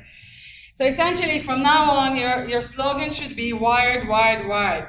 Wired headphones, wired internet, and if any appliance in the store says smart, that means dumb, okay? It's really dumb to buy smart appliances. Except the dental floss. Sorry? Except the dental floss. By the way, all of those amalgam fillings, not good either. It's like an antenna inside your mouth. So if you can get rid of them, I personally got rid of them. It didn't affect anything, but I know some people that once they remove their amalgam, feelings, a lot of the symptoms disappeared. So I don't know, when it comes to wiring, if you have a wireless keyboard or wireless mouse, very bad, especially the wireless mouse. They emit very intense radiation and you put your hand on it non-stop. Wired, wired, wired, wired. So this is the end, and thank you for bearing with me for so long. There's a lot of really good websites. You know, there's a sentence that we are the most informed society that has ever died of ignorance. If you go, and it was said by Ruben Blades, who is a musician and a social activist. So if you go online, there's so many websites. I don't know if there's one. Well, the one website with a lot of information will be Environmental Health Trust. They have a lot of information on a lot of issues. I have a bit of issue with their message. Oh, just, keep the router a little bit farther away and blah, blah, which they know it's not honest. They like to downplay the message, but again, they have a good amount of information in it. The website I recommend the most in terms of following the science, that would be Safer EMR. That is a website by Dr. Joel Moscovich from Berkeley, and he's really doing magnificent work. Another website would be Microwave News, which I mentioned before. He's doing a lot of good. Yes, Safer EMR. As I said, we can send you those links, but Safer EMR. EMR stands for electromagnetic radiation. The other one is microwavenews.com. My website is wearetheevidence.org, and Bo here has been instrumental in helping us doing this website. Thank you, Bo. And any other website that I didn't mention that would be important? How about Wireless Warriors? EMF Warriors. EMF Warriors. And also the other one is EMF Night. Yes. We were just in Phoenix. Phoenix has 5G. My son, by the third day there, he had every symptom you just said. I'm sorry to hear that. We were leaving to go to the airport. He had headache, nausea, flu-like symptoms. We got on the airplane. As soon as we landed in the Eugene airport, in fact, even on flight, his symptoms went away. By the way, I've been going around the U.S. and I think that so far the best state in terms of radiation that I visited is Oregon. But keep it that way. Yes, in the end. Is there any estimate what it would cost to fiber optic cable the entire U.S.? Well, actually, there's fiber optic cables already to a large, significant part of the U.S. But what's happening is that they do not connect it to the homes. So they get until the homes, but they don't put the final part of it. Moreover, actually, the people in the U.S. paid taxes to fund the fiber optics. Nevertheless, are not getting it. And there's one guy who's actually trying to start a lawsuit to demand that people will get their money back. And not just that, what the wireless industry is doing now, instead of giving you that fiber optic, they say, well, we're going to use it. The way they're going to use it, they say, well, we'll use it between our antennas. So they're going to utilize it to make profit out of you for their 5G that will steal your data. I don't know the exact estimation. I know that most of the infrastructure is there. They're just not connecting it. Yeah, they're talking about $200 to $300 billion every year. Yeah. It makes sense. Google offered to hardwire the entire country at one time. I don't know what happened with that, but putting satellite is more profitable. If we can get that cost estimate and then compare it to what they're spending, I mean, we just shadow. Just go search Google Bruce Kushnick. How is his name? David? No. Bruce. Bruce Kushnick. Kushnick. Sorry. Google Bruce Kushnick, and he actually wrote a book. Do you remember the name of the book? No, it's very. Yeah, he wrote a book about it. So promise versus reality, or something like that. Do not opt out, because then you are creating a contract which says, I don't want an on meter, I want an off meter. But they're still digital meters and they can be turned on from their office, from UWeb's office. So what you need to say if you don't want the smart meter is, I want to keep my analog meter. I do not want a smart meter. Can I comment on that? I think, can I comment on that? Yes. Guys, so in that terms, you now have the NTP, and an NTP study is a game changer. So the way to use it when it's come to smart meters, and by the way, I know people who became sick, I know more people who became sick from those wireless smart meters than from any other wireless device. Now, the NTP is government study that conclusively said that this is cancer-causing DNA-breaking agent. They should not be allowed to put wireless-emitting radiation that is causing cancer and DNA damage on your home. If they're not allowed to put asbestos in your home, they cannot force to have those meters in your home. And how you're going to, how we utilize the NTP is going to depend on us. If we leave it up to the government, they'll find a way to downplay the impact of the NTP. The burden is on us to use it in very strict way and start using it to demand to remove the Wi-Fi from the schools, because how dare they're forcing this radiation of our children when they prove it's causing DNA damage and cancer. When we had tobacco, when they show that this is harmful, then we ban smoking in public places. They should not be allowed to have smoking wireless in the schools. Now, I want to make give you a little bit more information on this Wi-Fi in the schools. Actually, people are not aware, but our children in the state of Oregon are not insured from effects of wireless radiation. In the policy, in the insurance policy that covers the children in our schools, it says that if they're going to be harmed from wireless radiation, they are not covered. How dare them not covering our children and then forcing this radiation on them? So guys, you have the NTP study, that is a game changer, and you can use it in very positive ways. It depends on you. So when it comes to smart meters, no, proven harmful. You cannot say it's not harmful. Our government proved that it's harmful. You should not be allowed to put this on my home. Yes. Okay. The second part of this is that Families for Safe Meters got the contract with Census, which is the company that is putting these meters on. And in that contract, it has instructions for the meter installers that if they come to your house and they want to install it, all you have to do is say, I do not want that meter on my house, and they have to leave.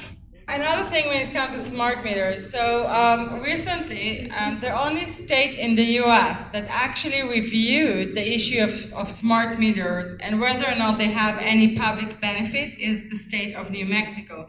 2 years ago, their utility company submitted an application to put smart meters. A few citizen groups joined together and started objecting this, and they did it very effectively. The hearings were about 2 years. I gave an expert testimony last year in regard to the House effect, and a few months ago, the decision came, and it says there's no benefit to the public from smart meters. None. And they rejected the utility company application to put smart meters in the state of New Mexico. So this is another thing to use. Say, listen, you did not review this, they did. Here is all the evidence that all the statements made by those utility companies as to the benefits of smart meters are false. So between the New Mexico decision to the NTP decision, you have a lot to work on, a lot to work with. Sorry. Yes, ma'am. Today on kpfa.org, the radio station in Berkeley, they had a 5G talk on your own health and fitness at 1 o'clock. Fantastic. You can go to kpfa.org at archive 1 o'clock earlier today and listen to that show with Hartsgaard, the guy who did the article. From the Nation. Oh, Yeah. wonderful. Yeah. So he is being interviewed on that show. Fantastic. So, yeah, so. And we also gave, just before I came here, an interview to KBOO. Yes, now back to you. Thank you. And Amy Goodman also interviewed one of the writers, and she did two-part interview, which is worthwhile listening to. And it was on NPR too, mainstream NPR. That was a big. Yeah. Ma'am, yes. I live in the outskirts of the county of Springfield, Wyoming. Okay. And I talked to EPUD like about a week and a half ago because they said they were putting smart meters, they're putting them all over Springfield, and they haven't got to us yet. I asked to opt out, no such thing as opting out, and they are going to put them in, and all I have to do is get on a list of people who would like to opt out, and then after they're all done completing everybody's smart meter, then they'll decide whether there'll be an opt-out or not, because like Eugene has a free opt-out, but Springfield is getting them right now, and. Lawyer up, find a lawyer, and attack this, because I can assure you there are a lot of ways to attack this legally. I'm sure they didn't do right procedures. Now again, you have the NTP. They should not be allowed to put it in your house, but you need to do it effectively. Join us in a community, find a lawyer, and start fighting this. There's no way around it. I told them I wanted to keep my meter that I have, and they said it's not going to work anymore. You're not going to say that, and they're going to listen to you. If anything, they're very aggressive. We have people being arrested. We have people being charged with criminal indictments, and they're not going to do that just because you're going to say it. All of you guys need to come together as a community and fight this in an organized way. That's what they did in New Mexico, and that's what you should do here. And unless you do, you're going to have those smart meters on your home, and people will become sick. But as I said, the NTP is a game changer. Use it. They would not say, okay, you said so, so we're not putting it. You need to get organized and take action. Yeah. You suggested, at the very least, to turn off your Wi-Fi at night. Right. Recovery sleep. But those of us who live really close in neighborhoods, there's an argument that I hear that says, oh, all those Wi-Fi signals are just as strong from 20 neighbors all around. So it doesn't matter. We're not turning off the Wi-Fi, just be quiet.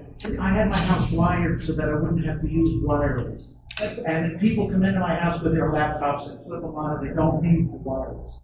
First of all, yes, you're going to still have some signals from your neighbors, but still not having your own router is better. Radiation drops in the square of the distance, so distance is key here.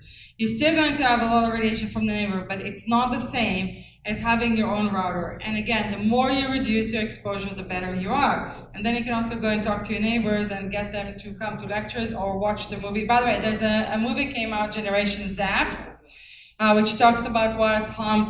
People can organize screening in their communities and get their neighbors, family, and friends educated. So that is a way for you to continue and educate your neighbors to also turn off their Wi-Fi routers. So it's still not perfect, but it's better. Yeah. Yes, David. Generation Zapped. Yes, Generation Zapped. Yeah. Just like David was also. Yesterday, we were in Asheville. There were about 300 people at this hearing. Parents. And it's screening. Screening, yeah. Yeah. And parents there are going to organize a walkout from schools demanding Wi-Fi to Wow.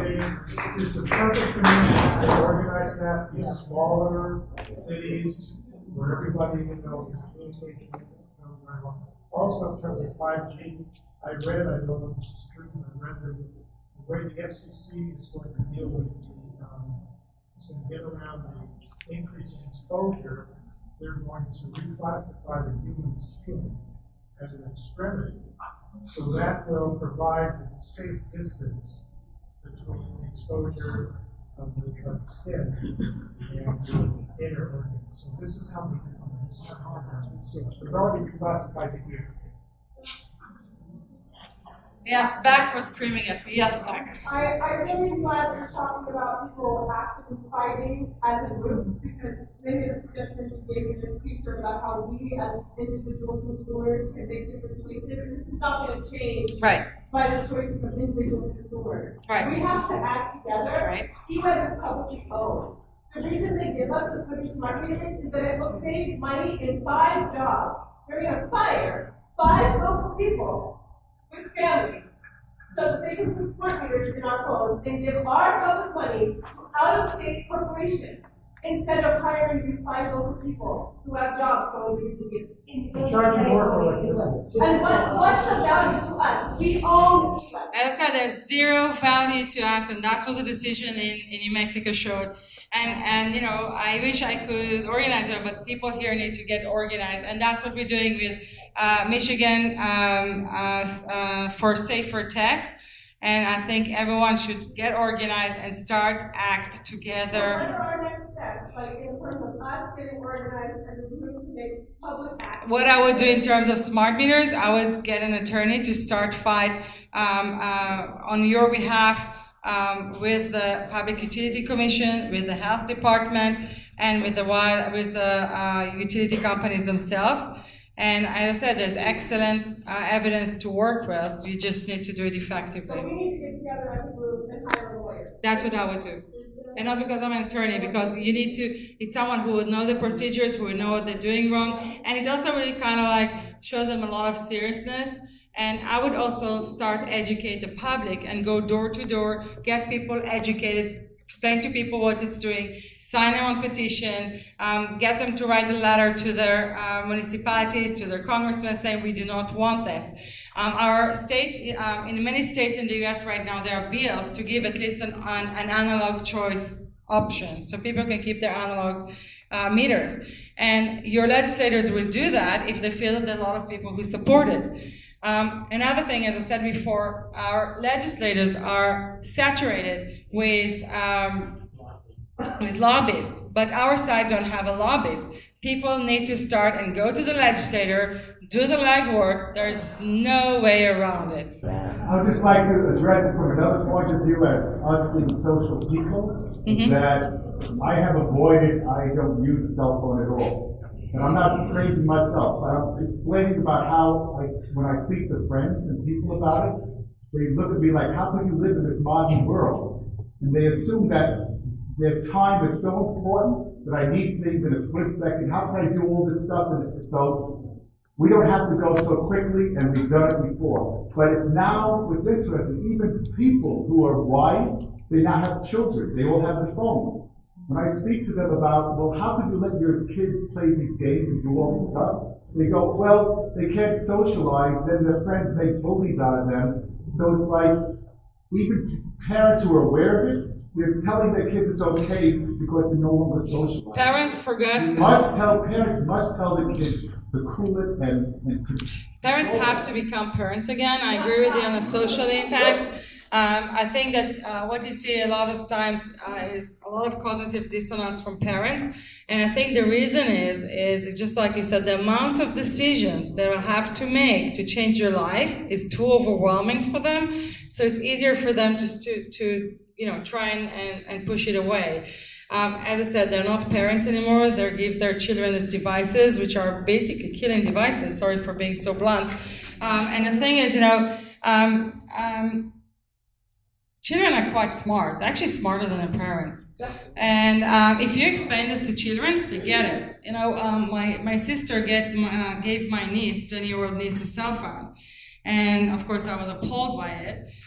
But all her friends have phones, so you cannot keep her without a phone. So I took my niece and said, come on. I put her in front of the laptop, and I said, Yarden, if you use a cell phone and you get sick, it will be you who will be in the hospital, it will be you who will have to go through treatments, it will be you who's suffering. So before you use that cell phone, you need to know what this cell phone can do to you, and so you be informed and make your own informed decision. So I put her in front of the computer, I showed her that image with the penetration of radiation to the brain, I showed her a McCain picture of the brain tumor, and she started having tears. And I asked her, do you want me to show you a picture of a child with a brain tumor? She said, no, I get it. So we actually can explain this in a way children understand it, and we must do that. And I think we'll discover that our children are pretty smart, not falling into this. And as I said, we have tools now to educate children and adults, including that movie Generations app could be useful. I agree with you. I'm horrified by the social impact. When I got sick and I moved to the Catskills, it was just the beginning of smartphones. 4 years later, I didn't leave the Catskills except once a month to buy food. So 4 years later, when I went to Israel to finish my Supreme Court case, I was actually in shock, seeing a whole completely different society. I was literally in shock. I found myself posting on Facebook more posts about the social impact than on the radiation. I remember going on the street and I see this couple walking, And they both with coats and their head tinted and their hand like that. So I passed them and I said, guys, you're a really nice couple. Don't you want to talk to each other? You know what they said? Yes, we do. We text each other. I was speechless. So yeah, I agree. It's terrible. And they make us into a whole bunch of zombies. Yes? We have a local group here in Eugene called Families for Safe Meters. And the other thing I'd like to say about the smart meters, they try to give you to think it saves money. Other areas that have smart meters, the bills only go up. Right. Everything about it is false. It's false. They also have, as an error rate in terms of calculating. In California, they tell people, well, now they are just calculating your electric use more correctly. They actually also have a lot of problems. We have the data from Michigan. 572% higher rates of problems than they had with analog meters. And not just that, after they're all been they're defaulted and stuff, now they want to change them again and ask for another $50 million to change the meters, which they just changed. And for that, they want clearly increase in rate for the consumer. So zero public benefit. There's ample evidence, including New Mexico decision. Yes? Yeah, I worked at AUF for 11 years, and I read those meters, and I argued about every point. There's so many reasons not to put smart meters. Right. The analog meters can be fixed in-house, they're run by gears. These digital meters are like all this digital technology, consumer trap. You have to keep upgrading. Right. And I said, it doesn't make sense to be spending $250 to $500 for 180,000 customers out there every 5 years. They only last about 5 years. I had my electrical service updated 4 years ago. You have put on a digital meter, but it doesn't emit any Wi-Fi.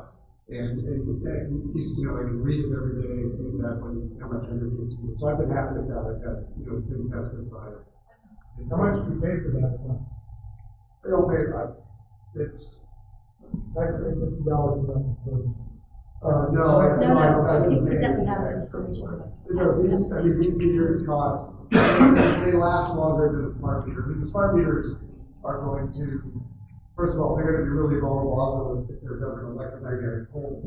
There's all the problems with smart meters. But I'm just saying, you don't have to have an analog meter right now. You can have a digital meter. And what's nice about a digital meter is you can read it exactly. So like what I've noticed in my house is that I have one appliance that uses a lot of electricity. It's my dryer. I've got like a 20-year-old dryer. All my appliances are old, but it's just interesting. The dryer uses a lot of electricity. Well, there are a lot of problems with those digital meters. One of the things it's creating, you may not be affected health-wise by it, you might. A lot of people who develop microwave like myself are really suffering from them because they create something that is called dirty electricity. They put all kind of frequencies on our electric lines, which are pretty harmful, and people are suffering. So they are. I don't want to say as bad. I don't think that they're as bad as the wireless meters, but they're definitely not good. I would absolutely prefer to have the analog meters. Furthermore, there are a lot of inaccuracies and problems with those digital meters.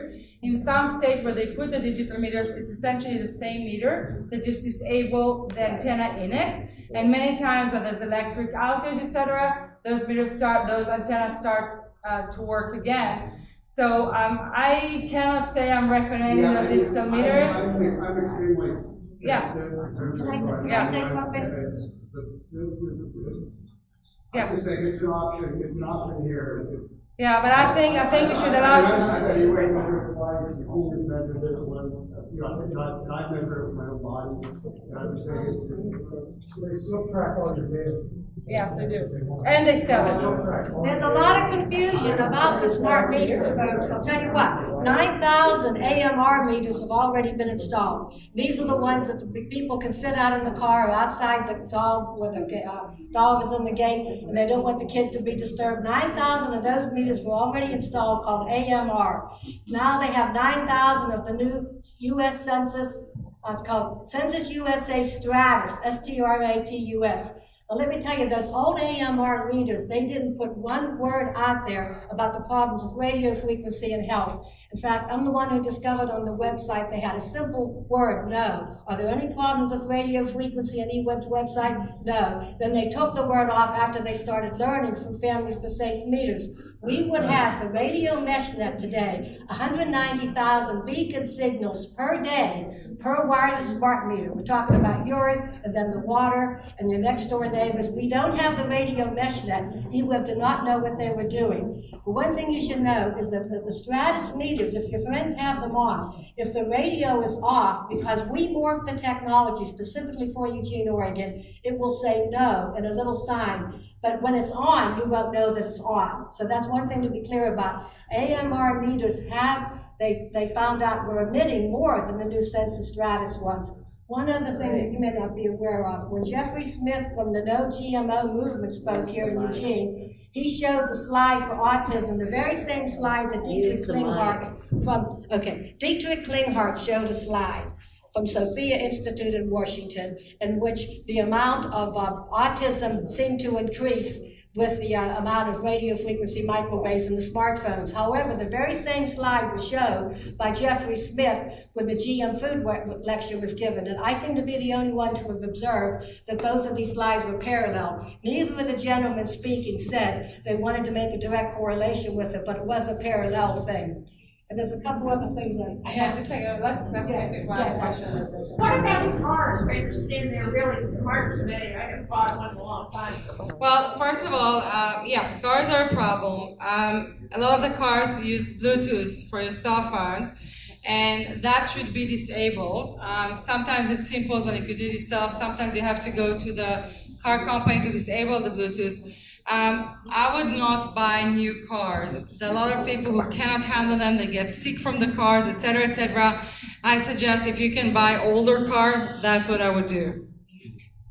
That you mentioned on your talk.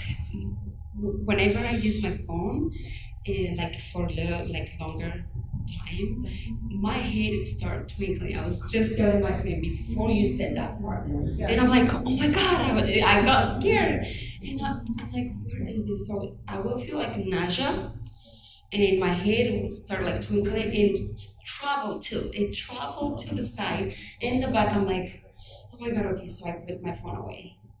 Good. And then Is I that go. what you call next to your head, or? No, like looking at Facebook, looking at stuff and reading on my phone. Yes, I have it on me, in my hand. Sometimes I will feel some twinkle on my fingers. I'm like, oh my god, what is this? So that's a sign for you not to use your cell phone. Yes, so No way around is it safe? My question is it safe if I'm off Wi-Fi or all of it? All of it is radiation. You need to stop using it. I'll explain something. And I also have kids, and now kids nowadays they love devices. I'm not from here. I'm from originally Ethiopia, and I was raised playing in the mud and the water puddle. I'm like, come on, go outside, play, but they love devices. Are you a mother? So, yes, a mother of two. Yeah, I don't give them my phone, but they have a tablet. So the tablet, is it safe if it doesn't have? So tablets are the same thing. They're emitting radiation. You can put them on airplane mode. You can disable the Wi-Fi. You can do all the same thing you do with your phone. It's the same as a cell phone, just bigger. Can you Just plug it bigger. in? So if even though the Wi-Fi is off, no Bluetooth, no internet connection at all, but they have like a game download That's already. fine. That is fine. That is safe. So you can download things, you can download books, you can download games, you can download whatever it is that you want, and just use it when the iPad is on airplane mode. Okay, and when you travel in the car, now everything is getting smart, as you know. But you disable it because that's terrible. So all the Wi-Fi and Bluetooth are bad. Okay, thank you so much. You're safe. And I'm 3 feet from my meter if I get a smart meter, 3 feet at my kitchen table. If I put up a metal piece, will that help? That would reduce the radiation from the meter going outside. The problem is that those meters put wireless frequencies into your electric lines, into the electricity in your home. So you're still going to have wireless going on in your house, even though you put a mesh outside of it. So again, it will block or reduce the radiation coming out from your meter going outside, but not necessarily help much to your personal situation. Yeah. It's essential, if you put up a piece of metal, it's essentially and frequencies that are on the scale of the piece of metal that you put up will cause it to oscillate and give off. Yeah, that's true. So it actually can be more, that's what you're trying to say, that can be more harmful if you don't put it correctly. So metal is always, all of these shielding things are essentially a double-edged sword, because on the one hand, metal blocks radiation. On the other hand, metal can act as an antenna. It depends how you put it. That's what you're trying to say? Yeah. Right. So let's say a lot of people ask us about shielding, how they can shield their house. Like you have your neighbors with the Wi-Fi, and you want to shield your house from the Wi-Fi. So the way to do it is, it's complicated. So you can put there are materials you can put on your window. Most of the radiation will come into your house through the windows, not through the walls. So you can put shielding materials on your windows that will block radiation from coming inside. However, if you keep on using wireless devices inside your house, that will reflect back and actually can increase the radiation in your home. So I do not suggest people to put all these shielding materials alone. And definitely if you do it alone, you should have a wireless meter, like RF measuring meter, to make sure that you're actually reducing the radiation in your home, not increasing it. There are people who are called building biologists, and they are specialized in helping mitigating EMF, electromagnetic fields, and EMR, electromagnetic radiation in home. I suggest using them. To do that, again, because if you want to get better, you don't want to actually aggravate your situation if you do it incorrectly. So I'll be very careful. Another thing is, now they're producing various shielding fabrics and clothing. If you're not suffering from microwave sickness and electrosensitivity, do not buy them. Because I can tell you as a person who suffered from this, that actually those shielding materials make me worse. And it's very easy to understand why, because those fabrics have metal in them. So they may block radiation coming from the outside, but remember our body is electric, it is emit frequencies, it's also blocking the body from having frequencies coming outside. Furthermore, let's say you're going to be outside and there is sun. The sun affects the electrons in the metal and it starts to move. So then create effects on us as well. So unless you actually can feel radiation and feel that when you wear those fabrics, you feel better rather than worse, you cannot use them and you should not use them. Okay? Yes? What about the for cell phones? For cell phones. So I think those are, in my opinion, again, it's all my opinion, those would be good. So, because again, they have the cases for cell phone, that's what you're asking about, right? So they will block the radiation because they have metal, so that would be a good thing. You should know that when the cell phone is inside, it actually emits more radiation because it works harder to connect to the cell tower, but still the metal case will block it. By the way, Bo, what's your experience with this? They're pretty effective, right? Yes. I never use one, but as far as to my opinion right now, that's the one recommendation I tell people, because many people want to put them in a pocket, as we heard today earlier. That's a bad idea. People put it in a bag, also a bad idea, close to your body, or various other things. So I would get those cases to the phones. I think that's actually a wise idea. Yes, sir. I guess my takeaway, what I'm hearing, is that there are some simple things that we can do individually, but then it's very limited. And so, like, working together and stepping out in that way is really a good focus for energy. I think I can tell you from my own experience, I got very sick from it, very, very sick. And people ask me a lot of times, what did I do to get better? So I moved to the country, avoidance, I did different things to my body, tried to strengthen it, but I also tell people that being a victim is not good and actually fighting back. I think that was helped a lot to my recovery. And by the way, as for the Wi-Fi case in Israel that we lost it, but through that case we lost it not because we didn't prove the evidence. We won the first stage of the case because it means we proved the evidence. Long story short, we did force the government to adopt limitations on the Wi-Fi use. In Israel, Wi-Fi is banned up to the age of 6. It's allowed 1 hour grades 1 to 3. It's allowed 1 to 2 hours grades 4 to 6. It was basically the first country in the world that adopted limitations on Wi-Fi. Now, the best country in terms of limitations on Wi-Fi is Cyprus. In 2017, they banned Wi-Fi in schools completely. And thank you. And France also has some limitations. In the US, there is a committee appointed by the governor of Maryland, and they actually conducted an evaluation of this issue. They had 4 doctors on a panel. And in December 2016, they published a report that says that wired internet should be preferred in schools. The exposure of children to this radiation should be limited and minimized. Nevertheless, the state of Maryland did nothing about it, and neither any of the other states. And another thing, guys, you have a wonderful doctor here by the name of Dr. Paul Dart, who is a doctor to a lot of people here who suffer from microwave sickness. He's also giving really good presentation on those issues. I know the science really, really well, so you're really lucky. Furthermore, as I mentioned before, we have one of the leading scientists in the US on this issue, Dr. Martin Pall, in the state of Oregon. He lives in Portland. He actually published, Pall, P-A-L-L. And he actually just published 2 papers. One of them is on 5G, and the other one, he summarized the science on the effects of Wi-Fi. And by the way, there's about 150 studies showing the adverse health effects of Wi-Fi and the frequencies that are using for Wi-Fi technology. Yes, ma'am. I know a family here in Eugene who are from Germany, and they're not at all alternative people. They don't have wireless in their home. And I'm wondering if you know if the awareness is higher. Well, yes and no. So I think I have a lot of friends in Germany. So Germany is Germany and West Germany.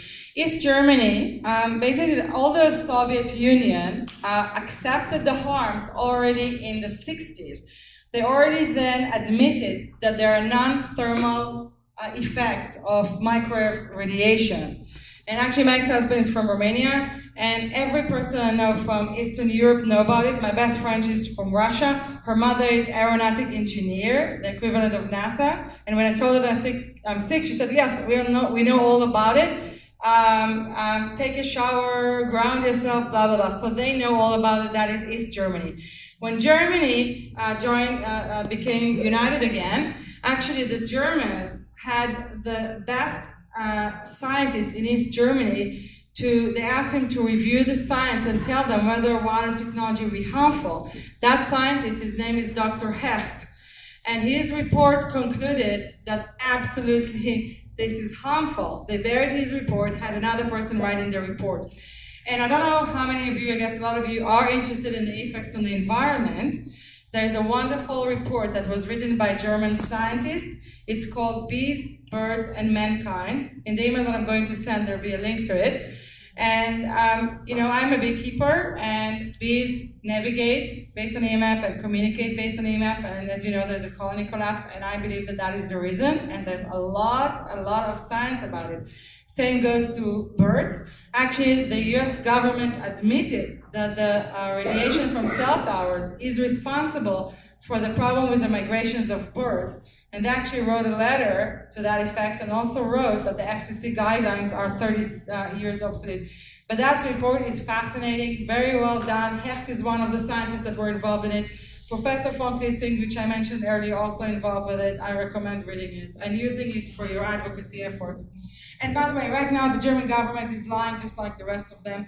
People are sick with microwave sickness. They say, well, they have a burnout syndrome. That's in all over Europe. There's now an increase in the burnout syndrome. People just cannot handle life. I've done some research on combined effects of various chemicals and electromagnetics, and it seems like that ties into like even the way that certain drugs are being developed as they're using RF, like you said, for delivery systems, and I think that ties in with even with bees navigation and well, of course, there's a lot of cross effects. There's actually studies showing that the millimeter waves affect the way we absorb antibiotics. So there's a lot. Of course, we are electric and chemical beings, and there'll be a lot of effect that one will affect the other, and our susceptibility to it. Absolutely. Yeah, but I've also for the last 10 years been importing a line of really kind of strange products from Germany that affect the modulation of the frequencies, and they really I know it's like a strange product because it's not a blocker of radiation, but people do give a lot of good reports. I don't think it's ultimately a solution for these problems. There's a lot of products out there in the market. Some people put stickers on the cell phone, etc. All of those stickers, the stickers I found, I tried, had no effect. And also, it doesn't make sense to me that a sticker would have effect. And every such sticker that I went to their science, it's all sound pretty non-scientific to me. But I want to say, there's a lot of things I do not understand, and I don't presume to understand. I know there's like people who sell pendants and stuff. I know very people I trust and appreciate who say that those things help them. I cannot negate it. I can tell only on things I try and things that make sense to me, and most of those things that I tried did not. But again, I don't know exactly the products. I mean, that's pretty, yeah. I know Dr. Martin Falk has done some research about this blocking gassing. Yeah, the VGCC, yeah. Yeah, I don't think he did his studies. I think he summarized, right? But he summarized studies that were done, and he claims that is a mechanism involved in the creation of sickness from this radiation. Yeah. He has a lot of papers about this. Yes, ma'am. What do you think about a canopy at night for shielding the bed with shielding fabric? Yeah, so again, all of those things should be carefully installed. They should be grounded, etc. I know people who feels wonderful. I know for me it doesn't work. So all of those materials, shielding materials, are double-edged sword. I guess it'll be a lot of reasons why it would work or not work. I cannot give you a finite answer to that. I'm sorry. For me, it doesn't work. I know a lot of people that it saves their lives. So. Well, what about painting the bedroom? Same. So there's paint that you can paint your room, and it's supposed to block radiation. Again, all of those things should be done correctly with someone who is able to measure the radiation before and after accurately and make sure it's done correctly.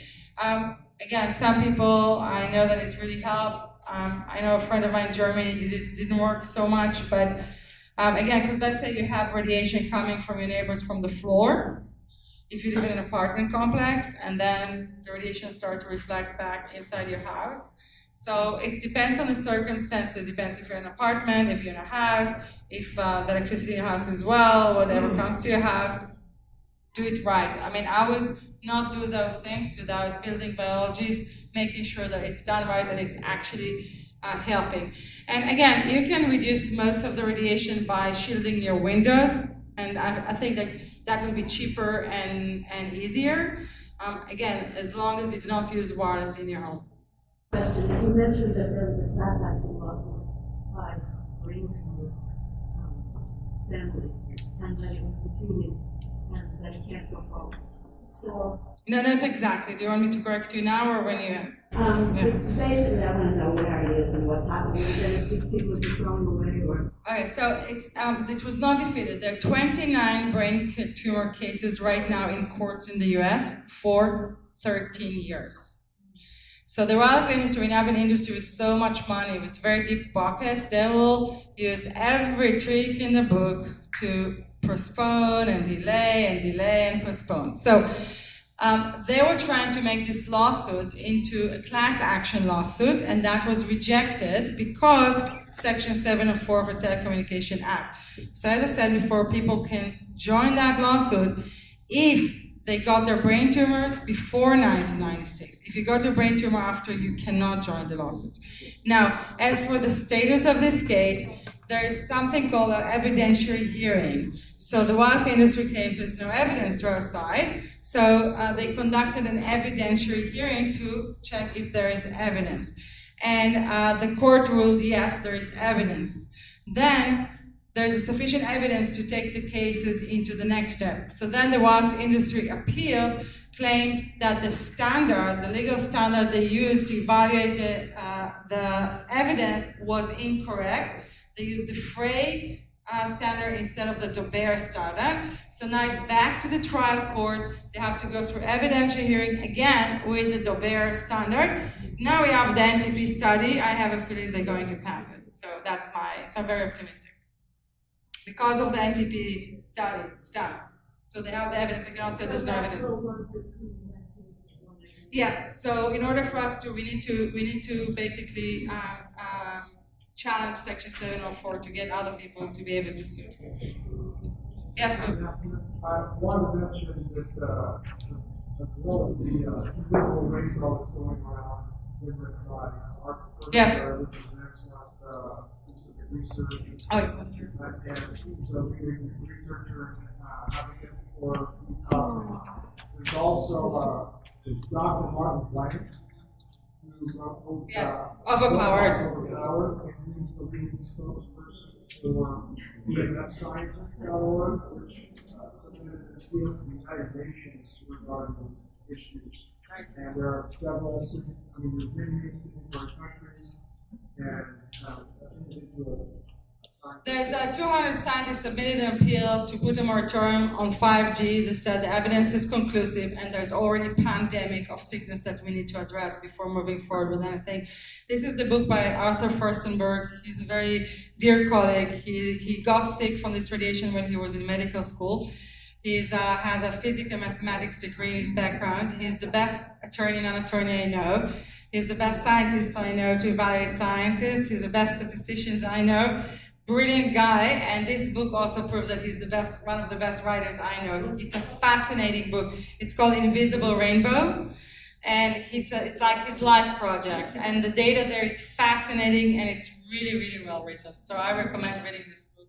Last question. Yes. What are your thoughts about mineral and nutrient deficiencies as a contributing factor to electrosensitivity? I'm not a doctor, so I'm not the person to ask these questions.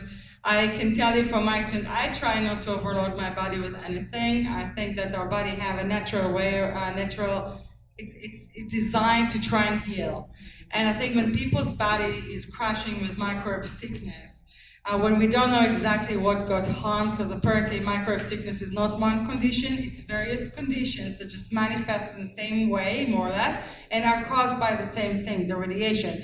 Like Belpalm studies show that some people had a broken blood-brain barrier, some people had immune system problems, some had thalamus problems. So I would not want, and I didn't overload my body with things, and I think that's why I was able to get better. I would be very careful with my body. Avoidance should probably be the best thing to do, and then slowly improve those weak links in your body and strengths in your body. I mean, the only reason I bring it up is that we're living in an age where there's so much like gut dysfunction and problems with nutrition in our society. So when we have that going on at the same time as we have this other factor. Strengthen your body, and I think every person should find the ways that work for them. Yeah. Thank you very much, everyone. Appreciate it.